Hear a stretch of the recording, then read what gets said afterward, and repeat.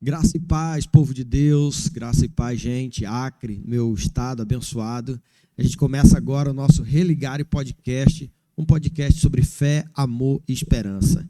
Depois de algum tempo sonhando, projetando, a gente está aqui e quer contar muitas histórias de pessoas do Acre, da igreja do Acre, das pessoas que têm sido abençoadas por Deus, os testemunhos a gente quer contar e para nós é uma alegria ter você nos assistindo, nos acompanhando, tá bom? Desde já não deixa de se inscrever no nosso canal, não deixa de marcar alguém, manda para alguém um link, vai lá no grupo do WhatsApp, manda o link do nosso podcast, não deixe de assistir, de divulgar, manda para a maior quantidade de pessoas possível para que possa estar sendo abençoada. Hoje eu tenho um super convidado, não poderia não começar com ele, né? Meu pastor, nosso pastor apóstolo Átila, bem-vindo, pastor, é uma alegria ter o senhor receber e obrigado por ter aceitado o convite, né? Amém, feliz por estar aqui com você, né? Esse primeiro podcast aí do Religare e feliz aí por passar um pouco da nossa história, eu creio que vai ser uma bênção, amém? E vamos abençoar muita gente aqui, glória a Deus e felicidade estar aqui com você, em nome de Jesus. Glória a Deus, meu pastor, eu acho que a gente... Talvez a grande marca de nós pastores é ser sonhador, né? O senhor me consagrou a pastor há 3 anos, então sou pastor há 3 anos, o pastor ainda é em formação, posso dizer, mas eu acho que talvez essa é a grande questão que tem que ter no coração de um pastor, né? Sonhar, né? Ter sonhos. E o senhor sempre foi um grande sonhador, assim, tudo aquilo que nós vamos falar. Eu conheço grande parte da história do pastor, espero tirar algum detalhe dele hoje, que ele ainda não contou, que eu ainda não ouvi, mas eu acho que essa é a grande marca, pastor, ser um grande sonhador. A primeira pergunta que eu lhe faria é isso, o senhor que foi um grande sonhador, sonhou com a tenda, sonhou com tudo, o que o senhor tem a dizer sobre sonhos aí para nós? A gente sempre fala que aquele que sonha, ele está vivo, né? Quem não sonha acaba morrendo, porque os sonhos é aquilo que Deus planta no coração do homem, né? Quando a gente fala da história de José, que eu acho muito lindo, né? É uma história muito conhecida. José, ele acordou à noite, ele teve um sonho de Deus. E aquele sonho marcou o coração dele. Claro, José, ele tinha muitos sonhos, né? José tinha sonho de casar, de ter uma família, assim como seus irmãos. Mas quando ele teve aquele sonho de Deus, aquilo marcou tanto o coração dele que ele abraçou o sonho. Ele estava disposto a pagar o preço que for para viver o sonho de Deus. Então, quando o sonho de Deus entra no coração do homem, e a pessoa abraça o sonho, ela está disposta a lutar o que for para viver aquele sonho de Deus. Então, José é o exemplo de alguém que lutou contra seus irmãos, que não entenderam, e contra as situações que aconteceram na vida dele, mas ele estava determinado. Então, quando Deus ele entrega um sonho para uma pessoa, e você tem convicção daquilo que Deus te deu, ninguém pode te parar. O sonho vai ser o combustível que você precisa. O sonho de Deus. Glória a Deus. Nós vamos falar já mais sobre esse sonho que foi a tenda, que se tornou uma realidade. Isso. Mas acho que a primeira pergunta que as pessoas fazem quando vão conversar com alguém, principalmente nós pastores, pergunta como que foi a nossa conversão, né? Como que foi que o senhor conheceu a Jesus, se o senhor cresceu ali em berço evangélico, né? As pessoas geralmente pensam que a gente cresce em berço evangélico ou não. Como que foi a sua conversão? Essa primeira pergunta, assim. Eu nasci numa família evangélica. Meus avós sempre foram crentes, né? Meu avô casou com minha avó, acho que ela tinha 14 anos. Avós paternos? Os avós, os pais da minha mãe, né? Avós maternos, no caso. E aí, a gente sempre ouviu falar de Jesus, né? A minha mãe, minha família. E assim, eles eram pessoas realmente crentes, aquele assembleano, a gente chama do pé rachado, né? Sim. E assim, quando eu nasci, eu sempre cresci ali ouvindo falar de Jesus, quando a gente se reunia como família, né? E ali tinha aquela palavra, falava de Natal e tudo, falava de Jesus. E no meu coração eu sempre senti aquele temor, né? E eu fui crescendo com esse temor. E eu me lembro que eu me cresci ali no Conjunto Esperança, que era um bairro assim, muito perigoso naquela época. E quando eu via aquelas pessoas se convertendo, aqueles traficantes, aquelas pessoas do crime, aquilo alegrava meu coração, de Senhor, eu quero ser como essas pessoas aí. Eu não andava no droga, não vivia no meio deles, mas eu ficava admirado com aquilo que Deus fazia, né? Que Deus fazia através daqueles homens que eram perdidos, e aquilo mexia muito comigo. E eu queria, Senhor, eu quero me converter. E aí minha conversão, ela foi um processo muito dolorido, né? Através de uma depressão, né? Eu não sei se posso até já começar Pode a falar falar sobre sobre isso. depressão. Fica à Então, vontade. assim, eu cresci, na verdade eu nasci em Tarauacá, né? A terra do abacaxi grande, né? E lá, Conheci Itarauacá. isso, Um Tarauacá. grande abraço, irmãos de Itarauacá. Deus abençoe Inclusive de lá na vocês. Pena tem muito tarauacaense, né? Então, assim, eu nasci em Tarauacá, mas com 3, acho que 4 anos eu vim para Rio Branco, né? Então, eu cresci em Rio Branco. A minha mãe sempre me conta que, na época quando eu estava doente, porque eu era muito doentinho, né? Quando eu era menor, quando eu era criança. E eu tive 5 vezes pneumonia e eu tive um começo de tuberculose, né? E a minha mãe conta de um fato que aconteceu quando eu era bem pequena ainda. Eu tive a primeira pneumonia e eu fiquei muito ruim, fiquei desenganado pelo médico, né?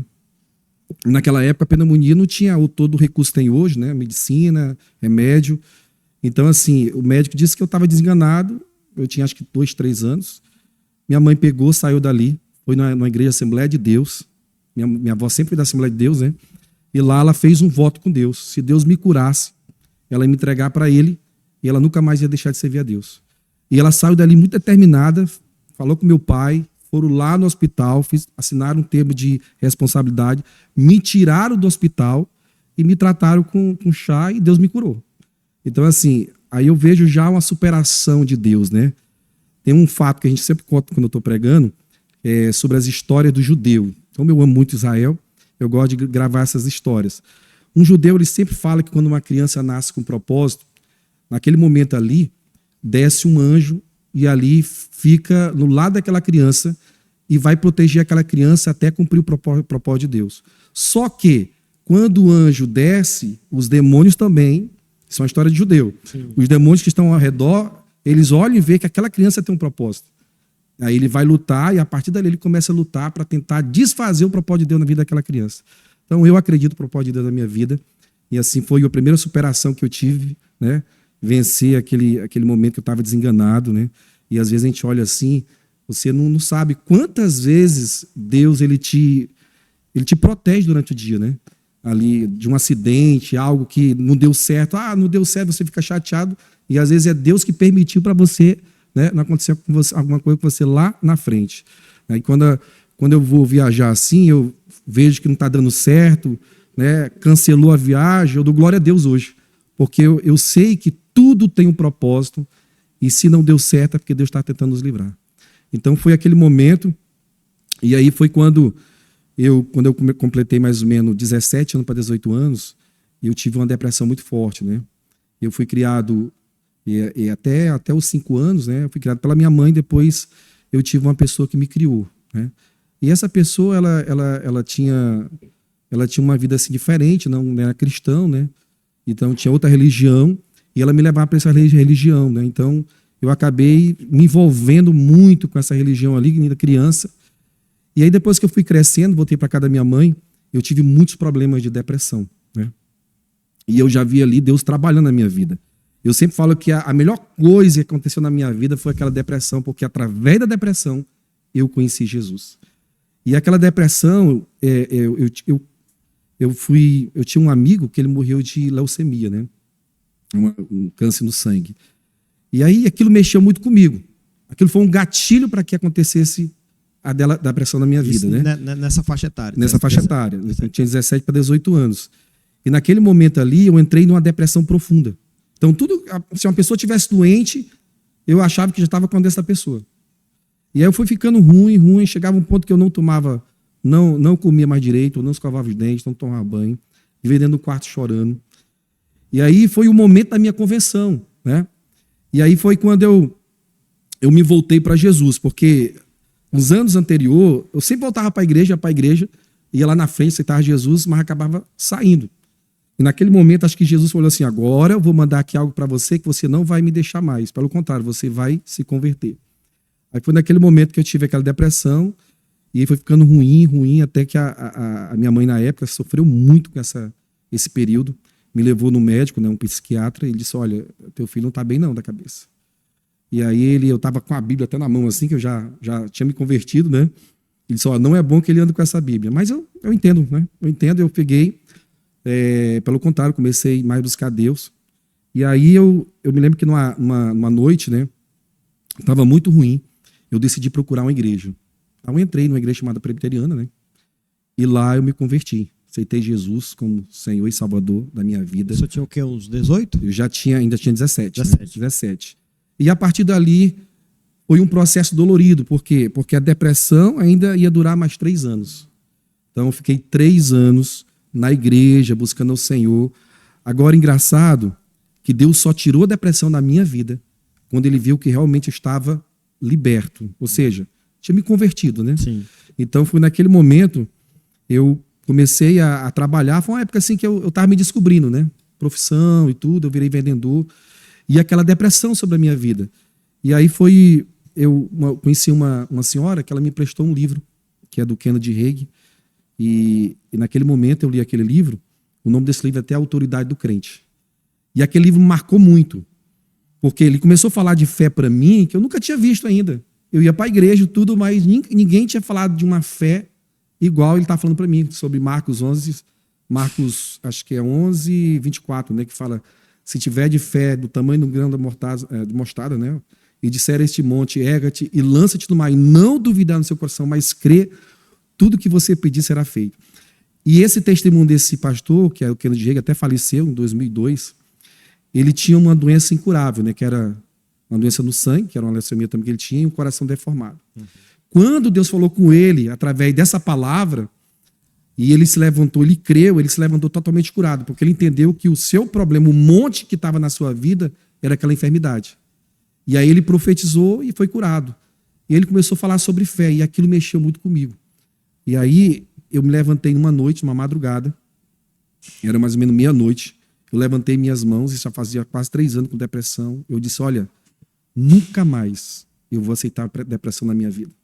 Foi naquele momento que eu senti como uma escama caísse sobre mim, né? Saísse de mim. E ali eu senti que eu recebi uma libertação de Deus. E mudou. Agora, o interessante, Osiel, que naquela noite, Deus me deu uma palavra que falou comigo. Essa palavra até hoje, eu guardo no meu coração, que é Provérbio 4:22. O texto, né? É, o texto, 4:22. Então, quando eu li aquela palavra, dentro do livro, tá? Deus falou assim claramente comigo, até fala assim, né, a palavra, né? Filho meu, atenta para o meu ensino, inclina o teu ouvido e não os deixa apartar dos teus olhos, porque são vida e saúde para aqueles que o acham. Eu estava com depressão, eu estava muito ruim, e naquele momento aquela palavra saltou aos meus olhos e eu entendi que a minha cura era na palavra de Deus, porque ela era vida e saúde para aqueles que o acham. Poxa, eu estava doente, né? E estava precisando de vida. Então aquela palavra, ela foi como uma espada, entrou no meu coração e eu declarei que na minha vida, digo, a partir de hoje, eu vou ser um amante da palavra de Deus. E aí foi quando eu tive essa experiência, né? E Deus fez essa libertação na minha vida da depressão, né? Então foi ali que começou a minha conversão e tudo mais na minha vida. Foi maravilhoso. Glória a Deus. Glória a Deus. Eu acho que eu já falei, talvez, de púlpito lá na igreja, mas assim, eu sou da tenda hoje há 7 anos, né? E foi a vez que o pastor conseguiu me ganhar, nosso apóstolo me ganhou, foi quando eu soube que ele tinha tido a depressão. Porque a gente vem de uma realidade, e eu cresci no lar cristão, tive uma experiência também de ser curado. Quando o senhor fala, eu lembrei que eu nasci, tem um nomezinho muito específico, né? Quando a criança ela nasce com a gente chama a muleira aberta, né? Então ela dura ali em torno de 5, 7 dias. E a minha mãe relata que ela levou, os médicos disseram para levar para casa, porque após alguns dias, né, não iria sobreviver. E ela disse que ela fazia uma oração, né, segurando nos braços, né, que está a criança, né, que a terra irá de comer, enfim, os bracinhos, as pernas, enfim. Então ela conta essa história de milagre que eu vivi. Eu cresci no lar cristão, também entendo que tenho esse chamado, né, Deus chamou para algo específico, mas você crescendo, às vezes, numa realidade, no berço evangélico como eu cresci, a gente enxerga o cristão, às vezes, como um super-herói, né? Como alguém que não vai sofrer angústias e aflições. E a gente sabe que a própria Bíblia ela traz relatos, e é muito clara, quando diz que nós somos corpo, alma e espírito. E esse corpo que em Adão cai, esse espírito, que ele vai nascer de novo em Cristo, mas que esse nosso corpo, o espírito está pronto, mas essa carne que é fraca vai o tempo todo sofrer muitas vezes angústia. Então a Bíblia ela traz muitos relatos de pessoas que sofreram muitas angústias. Então eu cresci numa realidade que eu olhava as pessoas que eu seguia como super-herói, como pessoas que não tinham falhas, e eu sabia que eu era uma pessoa falha. Então eu disse, esse é um lugar que eu nunca vou conseguir chegar. Eu até já lhe disse isso, né? Por um tempo eu desisti de sonhar de ser pastor, de seguir ministério, porque eu disse, não, eu nunca vou conseguir alcançar, porque eu sou alguém que tenho angústias, que tenho aflições. Mas Paulo teve muitas angústias, né? Sim. Davi, ele fala das suas angústias, né? E parece que a gente lê... Era depressões que eles tinham também. Sim, parece que a gente lê e às vezes essas coisas não entram, parece que a gente pega só uma parte ali e não entende, né? Que é justamente o poder de Deus se aperfeiçoa na nossa fraqueza. Agora sim, né, Oziel? É interessante que quando a gente passa por algo, na verdade, Deus está nos ensinando para ajudar pessoas lá na frente, né? Nessa minha caminhada cristã, eu ajudei muita gente já com depressão. Inclusive, teve um jovem recente, ele tentou suicídio 7 vezes, né? E aí ele não queria nem ver pastor na frente dele. E aí eu cheguei lá, quando eu cheguei lá, a mãe dele disse, olha, aqui é o pastor Átila. Ele olhou assim, mãe, né? Porque ele não queria um pastor lá. Sim. E aí eu tive que conquistar o coração dele devagarzinho, né? Eu queria, dizendo que eu ia ser o amigo dele, não vim falar de religião nenhuma. E aí a gente foi conversando, ele foi abrindo o coração para mim devagarzinho, mas não foi fácil. Foi depois da terceira visita que eu fiz no hospital, que ele estava internado, porque tinha tomado alguns remédios, né? Estava tomando ali um soro. E ali a gente começou a trabalhar na vida dele, e a gente começou a virar amigo de verdade, né? E aí, através da palavra de Deus, ensinando ali, ele tinha uma resistência muito grande, né? E aí aconteceu que ele entendeu, né, conseguiu vencer, graças a Deus ele não faz mais isso, não tentou mais suicídio. Então nós temos vários testemunhos, né? Temos um outro amigo nosso, era um discípulo nosso, né? Que ele também, com uma depressão muito forte, né? A gente foi lá, trabalhou na vida dele, uma pessoa que tinha tudo na vida, né? Tinha dinheiro, mas nada trazia felicidade para ele, porque a depressão faz isso com a pessoa, né? Sim. Nada te importa mais, você pode ter tudo, mas é aquilo que te oprime por dentro, você não consegue. E cada depressão tem um seu gatilho. Claro que existem depressões que ela é muito, ela está ligada muito ao corpo, então o remédio vai ajudar, né? Mas existe um momento da vida do depressivo que só Jesus pode trazer a verdadeira alegria que ele precisa, né? O remédio vai até um certo ponto, a gente não pode deixar de lado os profissionais, né? Sim. Mas quem me curou da minha depressão foi Jesus Cristo. Eu cheguei até a tomar remédio controlado para dormir, porque eu não conseguia dormir, né? E aí eu tomei, e quando eu tive aquela experiência que eu te falei na minha noite, sim, eu decidi no outro dia que eu não ia tomar mais remédio. Aquilo foi uma decisão minha, eu usei a minha fé. A Bíblia fala que a fé é a certeza das coisas que não se vê e a convicção dos fatos que se esperam. É crer naquilo que não vê, né? Então, eu não sabia se eu ia dormir no outro dia. Mas eu disse, Senhor, eu não vou tomar mais isso. Eu vou depender de Ti. No outro dia, não foi fácil para dormir não, mas dormi. E aí venci a parte dos remédios. Agora, isso é uma questão de fé. Nem todo mundo vai chegar numa fé dessa. Então, essa é uma questão de entrega. Então, não é chegar aqui, olha, agora você não vai tomar remédio, né? E aí Deus vai te curar. Não. Você vai tomar outro remédio, né? No momento que você tem a fé suficiente, a medida da fé suficiente para você vencer aquela enfermidade, aí você usa a fé. Era o que eu ia até dizer. Eu tenho um amigo, eu sempre falo, quando eu falo sobre depressão, sobre ansiedade, sobre essa questão do medicamento, eu sempre relato um amigo, não vou dizer o nome dele, que eu não pedi autorização, mas assim, um amigo que ele aceitou Jesus, ele se converteu novamente dentro de um carro, no dia que a mãe dele faleceu, no dia do enterro da mãe dele, e ele não teve mais abstinência, ele não teve abstinência, não se drogou mais. A partir daquele dia que ele se converteu. Obviamente, nem todo mundo que vive, ele se drogou, salvo engano, durante 17 anos. Então ele passou 17 anos usando drogas, mas no dia da conversão dele foi tão impactante, que foi o dia do enterro da mãe dele, ele não se drogou mais e ele não teve grandes sintomas de abstinência, não sofreu, como é o caso de muita gente. Então, não posso dizer que todo aquele dependente químico que vai aceitar Jesus, a partir de aceitar Cristo, ele não vai ter mais abstinência. Ele não vai ter. Ali foi algo específico, mediante a fé, algo que aconteceu na vida dele, como foi no seu caso. E a gente conhece, né, muitos relatos, inclusive a nossa igreja tem psicólogos, porque a gente entende a importância do profissional. E claro, né, a gente está falando aqui de milagres, são milagres que Deus faz mediante a fé. eu gosto sempre de falar que muitos de nós somos frutos de milagres, De né? milagre. Experiências de milagres Experiência, né? mediante a fé. Obviamente, no caso da minha infância que eu falei, foi a fé da minha mãe, a fé da minha família, né? No seu caso, a fé mediante algo que o senhor entendeu na palavra de Deus, né, em Provérbios. Provérbios, se você quiser anotar, é Provérbios 4, 20 ao 22, 22, né? né? Que o pastor acabou de dizer, mediante a fé e a palavra do Senhor, né? Que interessante. Eu acho que hoje, talvez, nós precisamos, né, de mais testemunhos, né? Porque Deus, ele tem operado. As pessoas me perguntam muito: Deus ainda faz milagres? Deus ainda cura? Por que a gente não vê tantos milagres extraordinários como a gente via no passado, né? Você vê assim, interessante, Osiel, que nós estamos vivendo um tempo assim muito crucial em relação à depressão, né? Sim. Desde a época da pandemia, as pessoas entraram em crise, né? Crise existencial, né?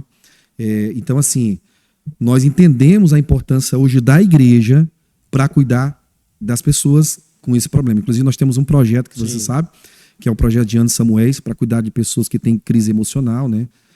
Crise de ansiedade, depressão. E nós vamos trabalhar na parte espiritual, mas também na parte física com psicólogo, né? Então, assim, a igreja precisa se levantar, e às vezes a pessoa está com depressão dentro da igreja, né? Então ela precisa ser acompanhada, ensinada. Olha, eu aprendi uma coisa, eu queria que as pessoas entendessem isso, é muito importante. Ninguém vence sozinho. Ninguém anda sozinho. A Bíblia diz que é bom que ande dois, porque se um cair, o outro levanta. Então a gente precisa do outro. Aonde nós vamos, nós não podemos ir sozinho. Precisamos de pessoas para nos ajudar. Então, se alguém está passando por isso, precisa buscar ajuda. Às vezes, dentro da igreja, nós tivemos um caso aí recente, né, que teve uma pessoa, né, que acabou tirando a sua vida, né? Ela estava na igreja, ou dentro da igreja, isso numa igreja aí para fora, e ela no desespero fez isso. Era do ciclo de oração, uma pessoa bem conceituada, né? E de repente levou ela a fazer essa loucura.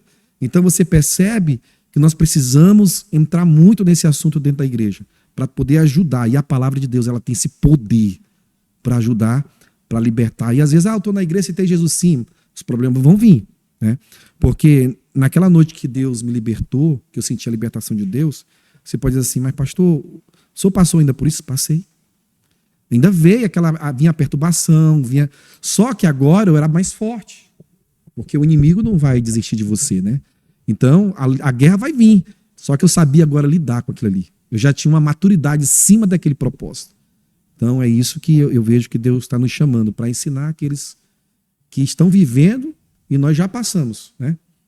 Então isso é muito interessante. Glória a Deus. Falando de tudo isso, claro, a gente perguntaria, né, o assunto para a gente falar sobre o ministério, né? Como que o senhor a gente já meio que direcionou aqui como que foi o seu chamado ministerial após esse seu momento de conversão, salvo, né, a partir da depressão, o Senhor lhe encontrou a partir desse lugar. Como que entrou o chamado ministerial aí na sua vida? Foi após esse período? Como que Deus lhe chamou para o pastorado? Como que surgiu isso na sua vida? Então,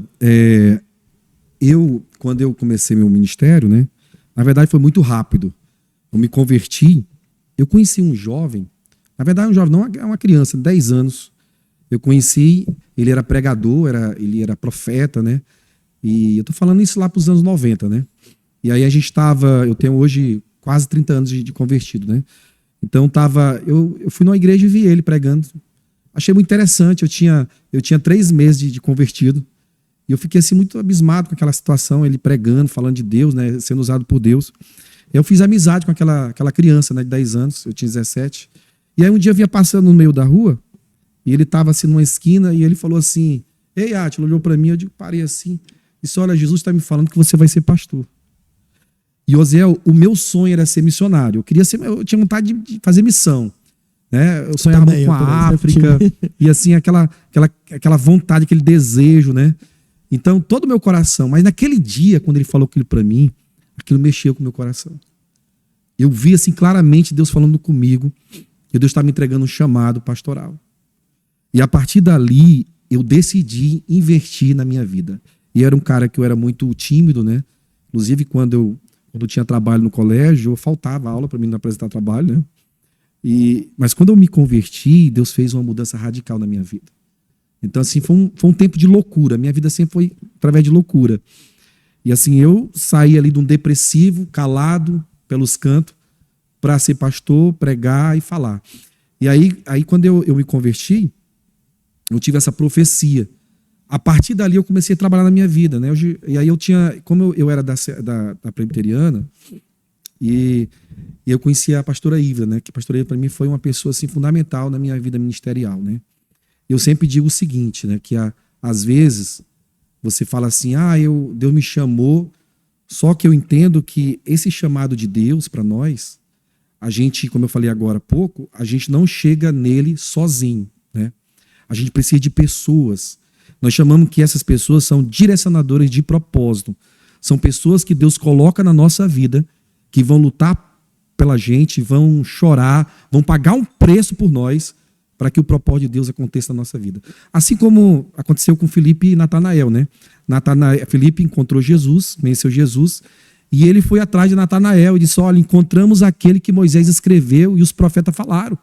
Jesus de Nazaré, filho de José. Aí ele disse, mas pode vir uma coisa boa de Nazaré? Ele disse, então vem ver. E ele levou Natanael até a presença de Jesus, e Jesus falou, olha, eis aí um verdadeiro israelita que não tem dolo. Ele disse, então tu me conhece, Senhor? Natanael falou, eu te vi debaixo da figueira.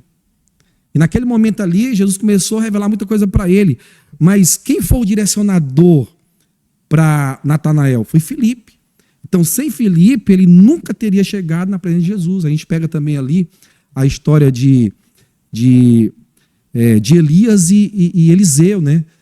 Elias foi um grande direcionador para o propósito na vida de Eliseu como profeta. Agora imagine, Eliseu ele recebeu uma grande unção, né? Que é uma unção dobrada de Elias. Então isso quer dizer o quê? Que sem Elias ele não ia viver aquele nível de unção. Você entende? Então Deus coloca pessoas na nossa caminhada para direcionar e nos levar ao propósito. Pessoas que vão nos amar, que vão pagar um preço. Na minha vida, Osiel, eu lembro de várias pessoas que foram direcionadores de propósito, né? Uma das primeiras pessoas foi o irmão, um amigo meu, irmão em Cristo. Aquele homem, eu vi ele chorar por mim na época que eu estava com depressão. Ele pagava um preço e eu olhava para ele e não entendia como é que essa pessoa chorava por mim. Como é que a pessoa tinha tanto amor por mim para chorar ali. E às vezes ele passava a noite toda comigo, eu perturbado, ele do meu lado ali, né, orando, falando de Deus para mim. Aquilo me inspirava quando eu via aquele homem falar a Bíblia para mim, pregar e lutar por mim. Então ele foi um direcionador, ele me ensinou a amar a palavra de Deus. E uma das coisas que me deixou impactado foi quando ele gravou, na verdade, ele decorou o Salmo 119, né? Que é uma loucura. E ele até ganhou uma Bíblia na época, ele era da presbiteriana, a gente era da presbiteriana, mas ele foi uma pessoa fundamental na minha vida. A outra pessoa fundamental na minha vida foi a minha sogra, né? Minha sogra, ela foi uma mulher que acreditou em mim. O direcionador de propósito é aquela pessoa que olha para você, ela consegue ver na sua vida o seu valor que nem você mesmo vê. Então ela olhou para mim e disse, olha, você é um menino valioso, você tem um propósito de Deus. Mas eu olhava para mim, como eu não... Depressivo, doente, desanimado, tido como louco para muita gente, mas ela declarava na minha vida. E assim, às vezes eu chegava perturbado lá na casa da minha namorada, que era a minha sogra, chegava, orava por mim, eu sentia, quando ela orava, algo saía de cima de mim, né? Que era uma opressão maligna. Então ela me ajudou muito. E a terceira pessoa foi a pastora Iva, né? Que é a minha esposa, que ela teve toda a paciência, ela lutou por mim, entendeu? Ela, na época ela não tinha muito conhecimento como hoje ela é um leão na palavra de Deus, pregadora, mas naquela época ela não tinha, mas o pouco que ela sabia, ela me direcionou, ela falava, meu filho, você vai conseguir. Nós passamos 3 anos praticamente sem namorar. A gente era namorado, mas não tinha momento de namoro. Porque ela cuidando de mim, aquela perturbação. Então, assim, ela foi uma pessoa fundamental. Na época do batismo do Espírito Santo, que a gente chama que é uma das maiores experiências do cristianismo, né? Ela foi também uma das que me apresentou e dizia assim, olha, tu foi batizado do Espírito Santo? Eu digo, não, eu já fui, já sou batizado. Aí eu digo, mas como? Tu fala em língua? Eu digo, não, mas eu já sou batizado. E aí ela me levou lá na igreja dela na época, né? E eu vi aquele pessoal todo falando em língua, e eu ficava todo arrupiado assim, de meu Deus, isso é de Deus. Esse negócio é bom, é bom. Aí eu peguei, né? Eu disse, Senhor, e como eu era muito estudioso da palavra, eu disse, Senhor, eu quero saber se realmente esse batismo aí tem que evidência de língua. E aí eu fui para casa, eu comecei a estudar a Bíblia, né? Em cima disso aí, Deus me deu 2 passagens, que foi o do Cornélio, que foi o primeiro gentil a ser batizado. Quando Pedro chega na casa dele, começa a falar de Jesus, a Bíblia diz que desceu o Espírito Santo, tanto falava em língua como profetizava. E ali, quando ele chegou em Jerusalém, e souberam que ele entrou na casa de um gentil, ele foi, né? Ele foi ali colocar na parede, e ele disse, não, mas eles receberam o mesmo dom do Espírito Santo. Por quê? Por que ele falou isso? Pelos sinais. Porque eles tanto falavam em língua como profetizavam. A gente vê também ali o discípulo de Apolo, quando Jesus se encontra com eles, diz, vem cá, vocês conhecem o Espírito Santo? Não, nunca nem ouviu falar o que é Espírito Santo. E olha só, Apolo, ele pregava o evangelho, que as pessoas aceitavam Jesus, e ele não conhecia, assim, o Espírito Santo de fato. E naquele momento ali, Paulo diz, olha, eu vou orar por vocês. E quando Paulo ora por eles, eles tanto falam em língua como profetizam. E naquele momento, aquilo entrou no meu coração, eu decidi, não, agora eu quero receber esse batismo aí. Que na verdade o batismo no Espírito Santo é um revertimento de poder, né? É um revertimento que vem sobre a sua vida. É como Jesus. Jesus tinha um Jesus antes ou depois do batismo. Mas quando Jesus desce as águas e desce ali o Espírito Santo em forma de pomba, naquele momento ali, Jesus recebe um revertimento para o ministério dele. E a partir dali, Jesus começa a operar milagres, coisa que ele não fazia antes daquele batismo. Então, naquele momento ali, foi um impacto na minha vida. E aí eu fui, um dia, né, crendo já nisso, depois dessas 2 passagens bíblicas, e era numa segunda-feira. E naquele dia, o pregador assim, olha, quem quer ser batizado do Espírito Santo? Eu digo, eu quero. Eu corri, o primeiro, fiquei lá na frente, bem pertinho do altar, porque eu queria que ele colocasse a mão na minha cabeça. E aí eles começaram a orar, aquela unção. Quando ele tocou a mão na minha cabeça, eu senti aquele som vindo lá de cima, descendo. Eu comecei a cantar igual um passarinho. Osiel, a minha vida foi marcada naquele dia.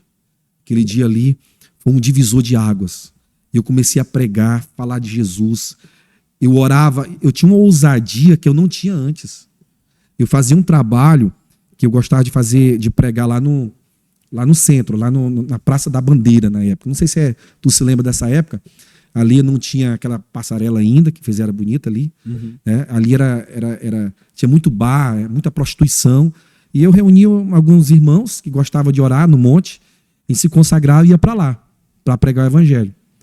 Quando eu recebi esse dom, essa graça do batismo... A nova geração não sabe nem o que é monte. Hein?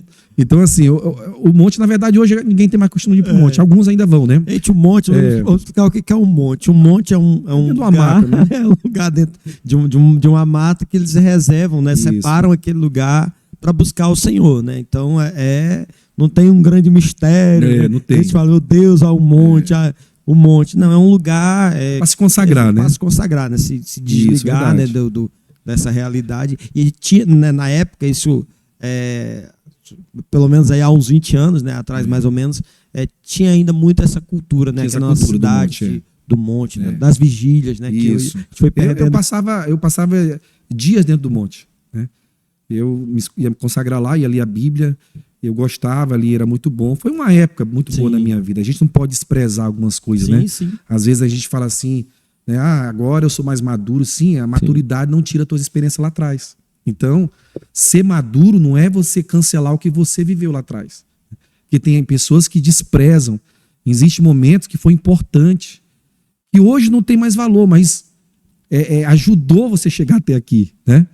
E aí, eu me lembro que quando eu fui batizado, né, fiz esse grupo, a gente ia lá pro centro, né, ficava nessa Praça da Bandeira, e naquela época a gente orava, as pessoas começavam a ficar endemoniadas, ficava aquela roda, parecia um espetáculo, mas não era aquilo que a gente queria. A gente queria pregar o evangelho, falar de Jesus, e muitos aceitavam Jesus, prostitutos, pessoas que tinham largado a família. Era tanta história, Osiel, né? Assim, e quem olha para nós, poxa, o pastor tá ali, né, na tenda, aí é uma igreja já grande, mas não sabe, né, a gente tem uma história, ninguém caiu de paraquedas. A gente começou nas ruas, né, visitando o lado dos Vicentinos, os velhinhos, ouvindo história dos senhores. A gente chorava de ouvir aquelas histórias, né? A gente ficava assim com dor no coração, porque que eram abandonados, né? Falavam que os filhos foram embora. Então, isso faz parte da história da gente, né? Então, nosso ministério cresceu em cima disso aí. Foi assim um tempo de um desatar de Deus, né? E aí foi maravilhoso, né? E aí foi crescendo, crescendo, e eu não cheguei aqui sozinho. Ninguém chega sozinho. Tem gente assim, não, eu consegui isso aqui. Não, não. É a misericórdia de Deus e pessoas que Deus colocou no nosso caminho para nos orientar até o nosso propósito. Amém. Sou falando assim, eu lembro de tantas pessoas assim, eu lembro da juventude. Eu sempre falo muito para os jovens, né? NASA, o nome dela, Nazaré, a gente chamava de NASA. Ela era líder dos adolescentes, né? Na época, o Alex, os meninos que são da minha época lá no Taquari vão lembrar, ela acreditava muito, assim, muito mesmo. Interessante que a sua história é muito semelhante à minha, eu sempre fui muito tímido também. E ela dizia coisas assim para mim, tipo, não, eu não acredito, como é que pode a pessoa ver algo que eu não via? Era alguém que, ela era solteira, né, divorciada, separada, acreditava na restauração do casamento dela, orava, enfim, o Senhor a levou já há um tempo. Ela fazia nossas cópias, né, na época coral, ela fazia na máquina de datilografia, uma por uma. Então ela tinha um amor assim que eu não entendia, né? Hoje eu entendo, que obviamente é Deus que dá, mas era um amor por aquele grupo de adolescentes. Na época eu não lembro, acho que tinha 17 adolescentes, mais ou menos, entre 12, 13 anos de idade, 14 anos ali, no bairro que era o mais perigoso da cidade, enfim. E ela acreditava. Isso é interessante, assim, como Deus ele vai colocando pessoas, às vezes de perto, às vezes de longe. Eu lembro que uma fase, antes de ir para a tenda, que eu tive assim, muito, muito frio espiritualmente, eu ouvia muito Júlio de Oliveira, as ministrações dele. Então eu sei que foi alguém que à distância, não sei se algum dia ele vai saber, mas à distância foi alguém que me ajudou. Contribuiu, né? No teu Contribuiu ministério. No ministério. Eu tenho aprendido nesse tempo, pastor puxa minha orelha, de pedir ajuda, porque nós somos orgulhosos. Eu aprendi esse ano, passou no 2024, que não só o orgulho, né, mas entra num lugar de egoísmo. Porque a partir do momento que eu acabo não pensando no outro, que o outro vai ser prejudicado porque eu não pedi ajuda, eu sou egoísta, porque eu estou pensando em mim. A gente diz, é porque eu sou orgulhoso, é porque eu tenho vergonha. E não é a vergonha, né? O orgulho. O orgulho, no meu caso... Principalmente homem tem muito orgulho, né? A gente tem muito disso, né? Nossa cultura brasileira machista de não pedir ajuda, né? Verdade. Estou falando sobre experiência, né? Osiel, existe duas coisas que a gente não pode viver sem elas, que é a experiência e a revelação. A experiência, ela marca nossas vidas. Então, tudo que você passou em Deus, na caminhada, com as experiências que você teve com Jesus, elas te marcaram. E isso te faz você ter vida. E a revelação é aquilo que te revela, aquilo que faz você crescer por dentro, né, de ter maturidade. Então, quando um cristão ele para de ter experiências com Deus e revelações com o Senhor, ele morre. Ele acaba morrendo. Então, ele entra na religiosidade, ele perde a visão. Então, a gente precisa ter experiência com o Senhor todos os dias. Experiência de superação, de fé, de milagre. Então, tudo isso que a gente passou até aqui, nós chegamos aqui pela misericórdia de Deus, foram as experiências que nos marcou, né? Isso mudou a nossa história. A experiência que eu tive com o batismo marcou a minha história. Até hoje eu conto, porque foi muito vivo, foi muito claro aquilo ali. Então, e Deus tem muito mais experiência para nós, né? Nós chamamos até de batismo de experiência. Quando você é batizado pela experiência, a partir dali você vive um novo tempo, né?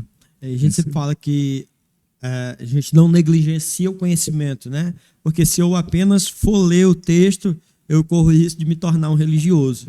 Se eu for olhar apenas para a minha experiência, eu corro o risco de me tornar um fanático. Então, a tenda a gente sempre ensina, né, que eu preciso buscar em Deus experiência e eu preciso buscar o conhecimento da palavra. A experiência é a revelação, né? É a revelação da Crescei palavra. na graça e no conhecimento. Até interessante que a graça vem no começo, por quê? Sim. Porque sem a graça você não vai ter a revelação do conhecimento, né? A graça que é de graça e é favor e merecido, né?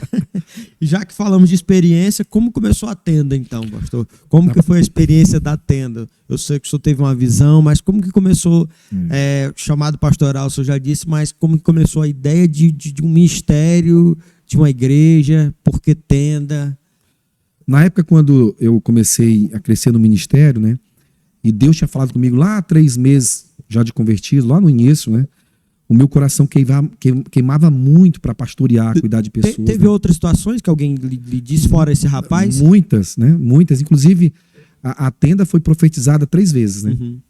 E uma delas que também marcou, eu estava numa célula, inclusive essa célula fazia parte da IBB, né? Uhum. E aí a gente estava lá na casa, se eu não me engano, se era a casa do Aldonô, a gente estava lá e na hora que a gente estava todo mundo orando, tinha um pastor de fora lá de Brasília, que era o pastor Felipe, um amigo nosso, e ele, não conhecia ele, mas ele usado por Deus, ele olhou assim para mim, vem cá, você é pastor, né? Eu disse, sou, vem aqui para a roda. Deus está me falando que você vai trabalhar só para ele. E assim, eu era gerente de loja, né? Então assim, eu estava trabalhando, eu era pastor, inclusive nessa época eu estava na IBB, né? Que o pastor Agostinho é meu amigo, e a gente acabou passando um tempo lá com ele.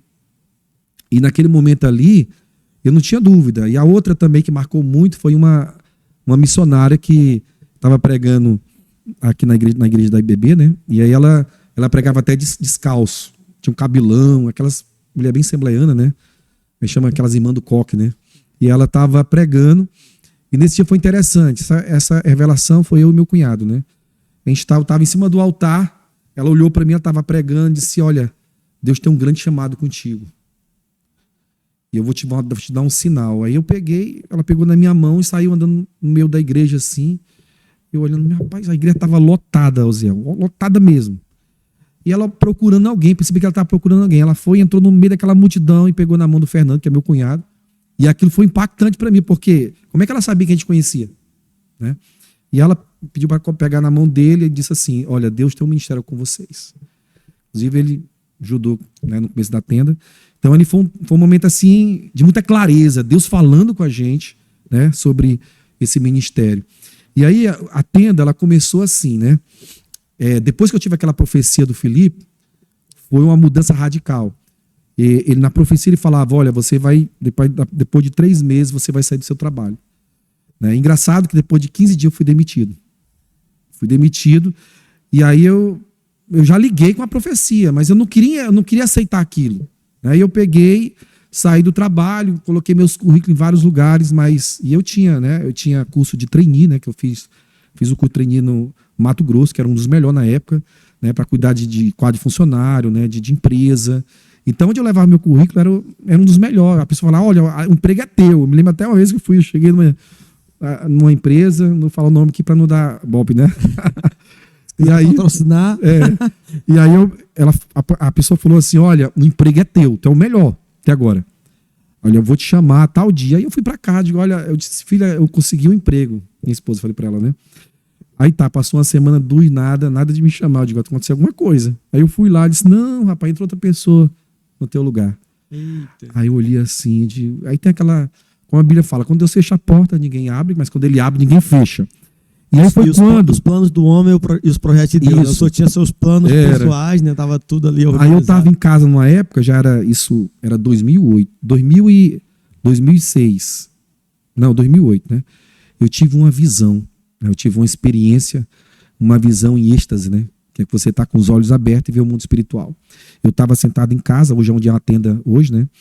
E eu tava sentado lá, e Deus falava assim, se levanta e vai lá para fora. E eu me levantei, quando eu cheguei na porta da cozinha, hoje onde é a frente da tenda para as nações, eu vi uma igreja muito grande, uma visão, uma igreja muito grande, e Deus mostrava o número 1000 para mim. Eu dizia, Deus, o que é isso? Eu disse, olha, eu estou te entregando aqui nesse lugar para você cuidar, uma igreja para mais de 1000 pessoas. Estou falando isso há 16 anos atrás, que a tenda hoje tem 16, né? Sim. E Osiel, aquilo entrou no meu coração. Eu não tinha dúvida do que Deus queria de mim. Eu cheguei para minha esposa e minha filha, você vai segurar as pontas que agora eu vou trabalhar para Jesus. E na época eu tinha uma célula, 2 quadras lá da casa, né, onde eu tive a visão. E essa célula a gente começou com 3 pessoas. De 3 pessoas, a célula foi para 15 pessoas. E quando eu tive a visão, eu disse, não, então eu vou pegar essa célula e levar lá para a minha casa, onde eu tive a visão. Nós começamos a tenda com 15 pessoas, né, há 16 anos atrás. E a partir dali, nós começamos o trabalho. Com 3 meses, nós tínhamos 70 pessoas. Nós começamos ali, era um sofazinho, né? Um púlpito bem engraçadinho, que até quem fez foi o irmão Lima, hoje está de novo na nossa igreja, voltou. Tinha ido embora do estado, mas voltou. E aí a gente começou, era eu pregando, mas o pastor Moisés fez parte também do nosso ministério. Moisés Sampaio, que eu vou Sampaio. trazer ele aqui. Isso, homem de Deus. E aí ele teve toda uma história com a gente. Ele pregava nas quintas e eu no domingo, né? E o meu cunhado no violão, cantando, e a pastora Ivna, que hoje é uma grande pregadora, só na intercessão. Ficava orando. Então, era engraçado que no começo da tenda, rapaz, pensa que era tanta gente demoniada. A gente terminava o trabalho da igreja, o culto terminava mais cedo, né? Mas o trabalho ali de libertação, a gente terminava meia-noite, expulsando demônio, aconselhando. Então foi um tempo assim de muito trabalho. Eu tinha um carrinho, né? E esse carrinho a gente chamava até de tenda móvel, né? O tenda móvel levava tijolo, areia, pessoa, dava não sei quantas viagens trazendo pessoas para o culto. Então era uma época assim muito difícil, mas cheio de paixão, muita fome. Nosso coração estava alegre, né? E, assim, os começos são maravilhosos, né? Ali a gente sonha muito ali e se entrega. Então foi um tempo de entrega. Tudo que a gente tinha, a pastora Ivy, a gente entregou na igreja. Inclusive ela trabalhava fora, ela já era concursada, né? E ela entregou os outros empregos que ela tinha. Na verdade ela tinha 3 contratos, né? E ficou só com o contrato fixo dela, né? Concursado. E foi trabalhar comigo na obra. Então a gente passou muita necessidade, mas sempre com paixão, Deus superando. E a gente começou ali e a igreja foi crescendo, né? As pessoas no começo chamavam a tenda de igreja de fundo de quintal, né? Começou com uma tenda mesmo, né? Uma lona, né? Não tinha nada, era uma garagem, né? Não tinha cobertura. Inclusive a gente passou aí quase 6 meses fazendo culto sem cobertura. Aí estava chegando a época da chuva. Aí foi quando a gente teve a ideia de fazer uma cobertura de toldo, né, que a gente chama, que é aquela lona mais grossa, era azulzinha até a lona. E aí foi quando surgiu o nome tenda, né? E aí a tenda, foi engraçado esse nome tenda, porque na época a gente colocou Tenda dos Milagres, a gente não sabia, né, porque se era o nome que ia ficar. Aí no dia da inauguração da igreja, oficialmente, que era uma igreja, nós tivemos o mesmo profeta que profetizou para mim, que era o pastor Felipe, estava lá na inauguração. E aí Deus usou ele. Eu não sei se você já viu essa manifestação do Espírito Santo, né? Um irmão se levantou falando em língua e ele começou a interpretar. Já vi. E na hora Deus falou assim, e o nome será tenda. Aquilo marcou assim meu coração, na vida de todo mundo, né? E aí a gente começou o trabalho ali e ficou tenda mesmo. Mas antes era Tenda dos Milagres para as Nações Batista do Bosque do Rui Lindo. Do Rui Lindo. Era um livro. E aí assim, a gente foi crescendo. Aí eu tive outra experiência com Deus ali, quando a gente estava quase 10 anos de tenda, né? E naquele momento ali, eu estava em casa e Deus falou assim, procura sobre o nome tenda. Eu comecei a estudar sobre tenda. E aí eu fui estudar biblicamente, o que significava tenda biblicamente. E tenda biblicamente, se você pegar ali o Velho Testamento, tudo que ela representava um lugar a sós com Deus, um lugar de experiência. Tinha a tenda da congregação, onde a nuvem da glória descia e Deus falava com Moisés, falava com o povo. Então, a tenda tinha um papel fundamental. Só que a tenda, ela era desmontada e levava e montava novamente, ou levava desmontada. Então, assim... E aí, naquele momento, Deus falou assim, agora vocês serão tenda. Aí nós tiramos o nome Tenda para as Nações, né? Tenda dos Milagres, para ficar só Tenda para as Nações, pelo significado da tenda. Então foi um marco ali, 10 anos de tenda, a gente fez essa mudança aí, e foi maravilhoso. Glória a Deus. Quando o senhor fala de tudo isso, acho que tem uma palavra, que sempre quando eu falo de casamento também, eu uso, digo que é essa palavra, que é renúncia, né? Renúncia. Acho que o senhor teve que renunciar a muitas coisas, inclusive tem algo que o senhor não falou, que era o seu sonho de ser policial rodoviário federal, né? Porque o senhor tinha o sonho. Isso. Eu acho que talvez a história, e pelo menos até esses 10 anos, depois a gente fala um pouco mais dos 10 anos, dos outros 6 anos, mas até os 10 anos, assim, acho que a grande palavra foi renúncia, né? O senhor renunciou ao emprego, sonhos, outras vontades, né? Na verdade, assim, eu quando eu comecei na obra, né, na igreja, antes de ter a tenda, meu sonho era trabalhar fora e cuidar da igreja. E eu sei que Deus, alguns ele chama itinerante, para você viver daquilo ali. Né? Mas no meu coração não entrava. Eu queria ajudar a igreja financeiramente. Viver, né? Para a obra, não da obra. Não, né? Da obra. E aí foi um tempo, né? Eu tinha um sonho no meu coração de ser policial rodoviário federal. Né? Inclusive eu fiz o concurso. eu cheguei a passar, eu não fui chamado por causa de... por 4 pontos eu não fui chamado, né? Na época valia acho que 70 pontos a prova, né? Eu tirei 78 e fui chamado com 82. Então eu quase fui chamado ali. E eu fiquei assim, muito triste, porque era um sonho, né? E eu sempre fui um cara sonhador. Eu já sonhava com emprego, com a farda, né? O que eu ia comprar, o que eu ia fazer para a família. E aí, só que os nossos sonhos não são os sonhos de Deus, né? Só que os sonhos de Deus são melhores do que o nosso. Então, quando eu peguei o resultado e não passei, não fui chamado, irmão, eu entrei numa crise. Pensa num cara que ficou triste, mas eu chorava. Já viu o homem chorando? Meu irmão, eu chorava. Até Deus falar para mim, Deus falou assim, eu tenho coisas melhores para ti. Eu quero que você cuide da minha igreja. Aquilo não foi fácil entrar no meu coração. E só que eu sempre fui um apaixonado. Eu estava disposto a pagar um preço que for para fazer a obra de Deus. Eu sempre falo que hoje em dia é muito fácil ser pastor. Mas na época que eu me converti, ser pastor é esse nome de sofrimento, de entrega, de renúncia, como você falou. Então, meu coração estava decidido eu passar por cima dos meus sonhos e eu passei. Eu tinha vontade de ser policial federal ou então empresário, né? Porque eu sempre mexi, eu era gerente, então eu não gostava. Gerente de loja? De loja. Mas eu decidi viver os planos de Deus. E o que eu vivi em Deus não se compara se eu fosse hoje um policial rodoviário federal. Então, Deus se marcou a minha vida e foi quando eu decidi viver o sonho de Deus, como eu falei de José, né? Eu decidi viver o sonho de Deus, não foi fácil.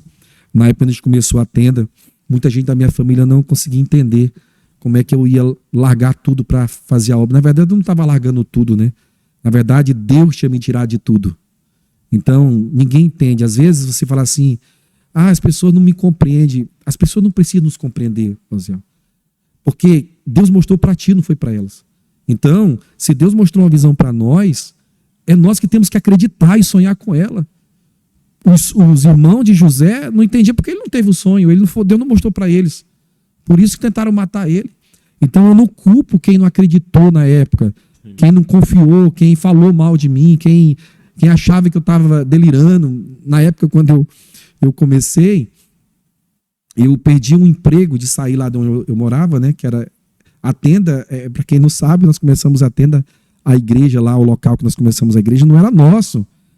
A gente ficou 10 anos naquela igreja sem ser nosso e construímos, gastamos tanto dinheiro para construir uma coisa que não era nossa, o terreno não era nosso. Inclusive, eu tenho um advogado nosso, que é o irmão nosso, o Brana, né? Ele fala assim, quando ele chegou na igreja, ele descobriu que a igreja foi toda construída, patrimônio gigante daquele, não tem que não era nosso. Em cima de um terreno dos outros. Aí ele diz assim, pastor, o senhor está doido? Eu digo, sou doido, meu amor.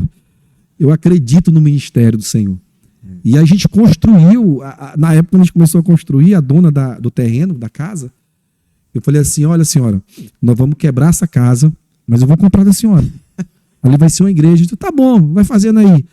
Só que ela não imaginava que eu ia quebrar a casa mesmo, né? Aí um dia nós estávamos já construindo, nós tivemos 3 reformas na igreja, que foi a primeira largando a tenda, a segunda largando a tenda e a terceira, né, que foi agora. Na segunda largando a tenda eu tive que quebrar a casa todinha. E aí fiz aquela estrutura de ferro.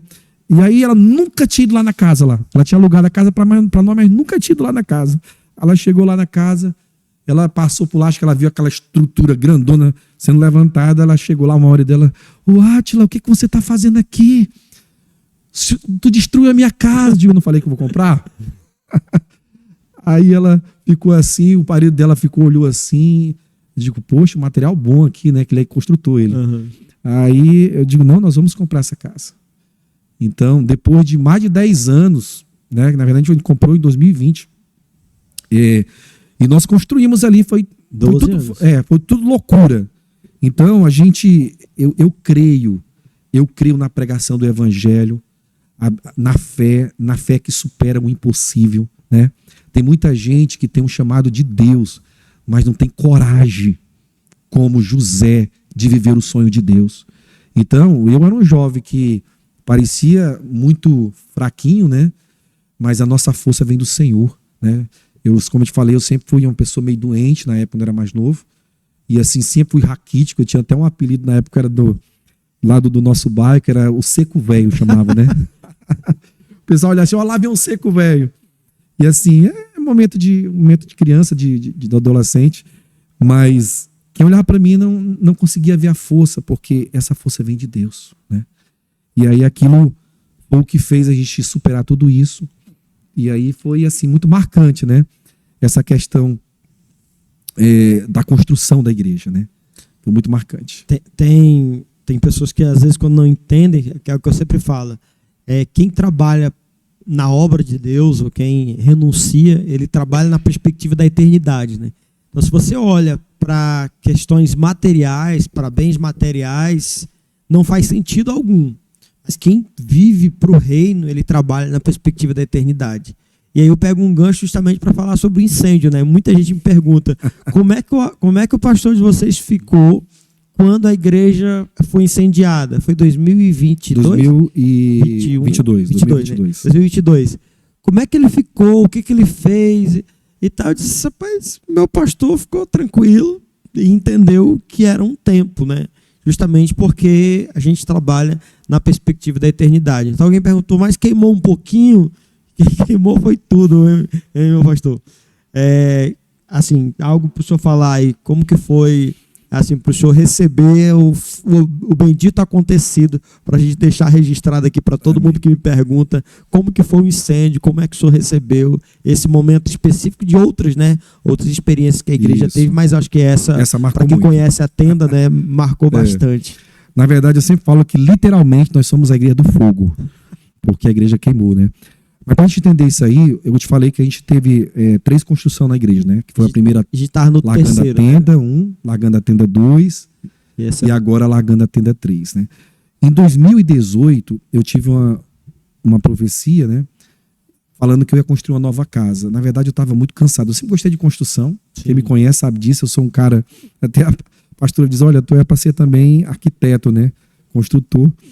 Eu sempre amei, assim, com muito detalhe, né? Ter uma igreja confortável, uma igreja bonita. Só que eu nunca abri mão do espiritual, né? Eu acho que, mais do que isso tudo, é o espiritual, né? A palavra, o alimento, o princípio. Mas, quando você une os dois, é maravilhoso. Então, em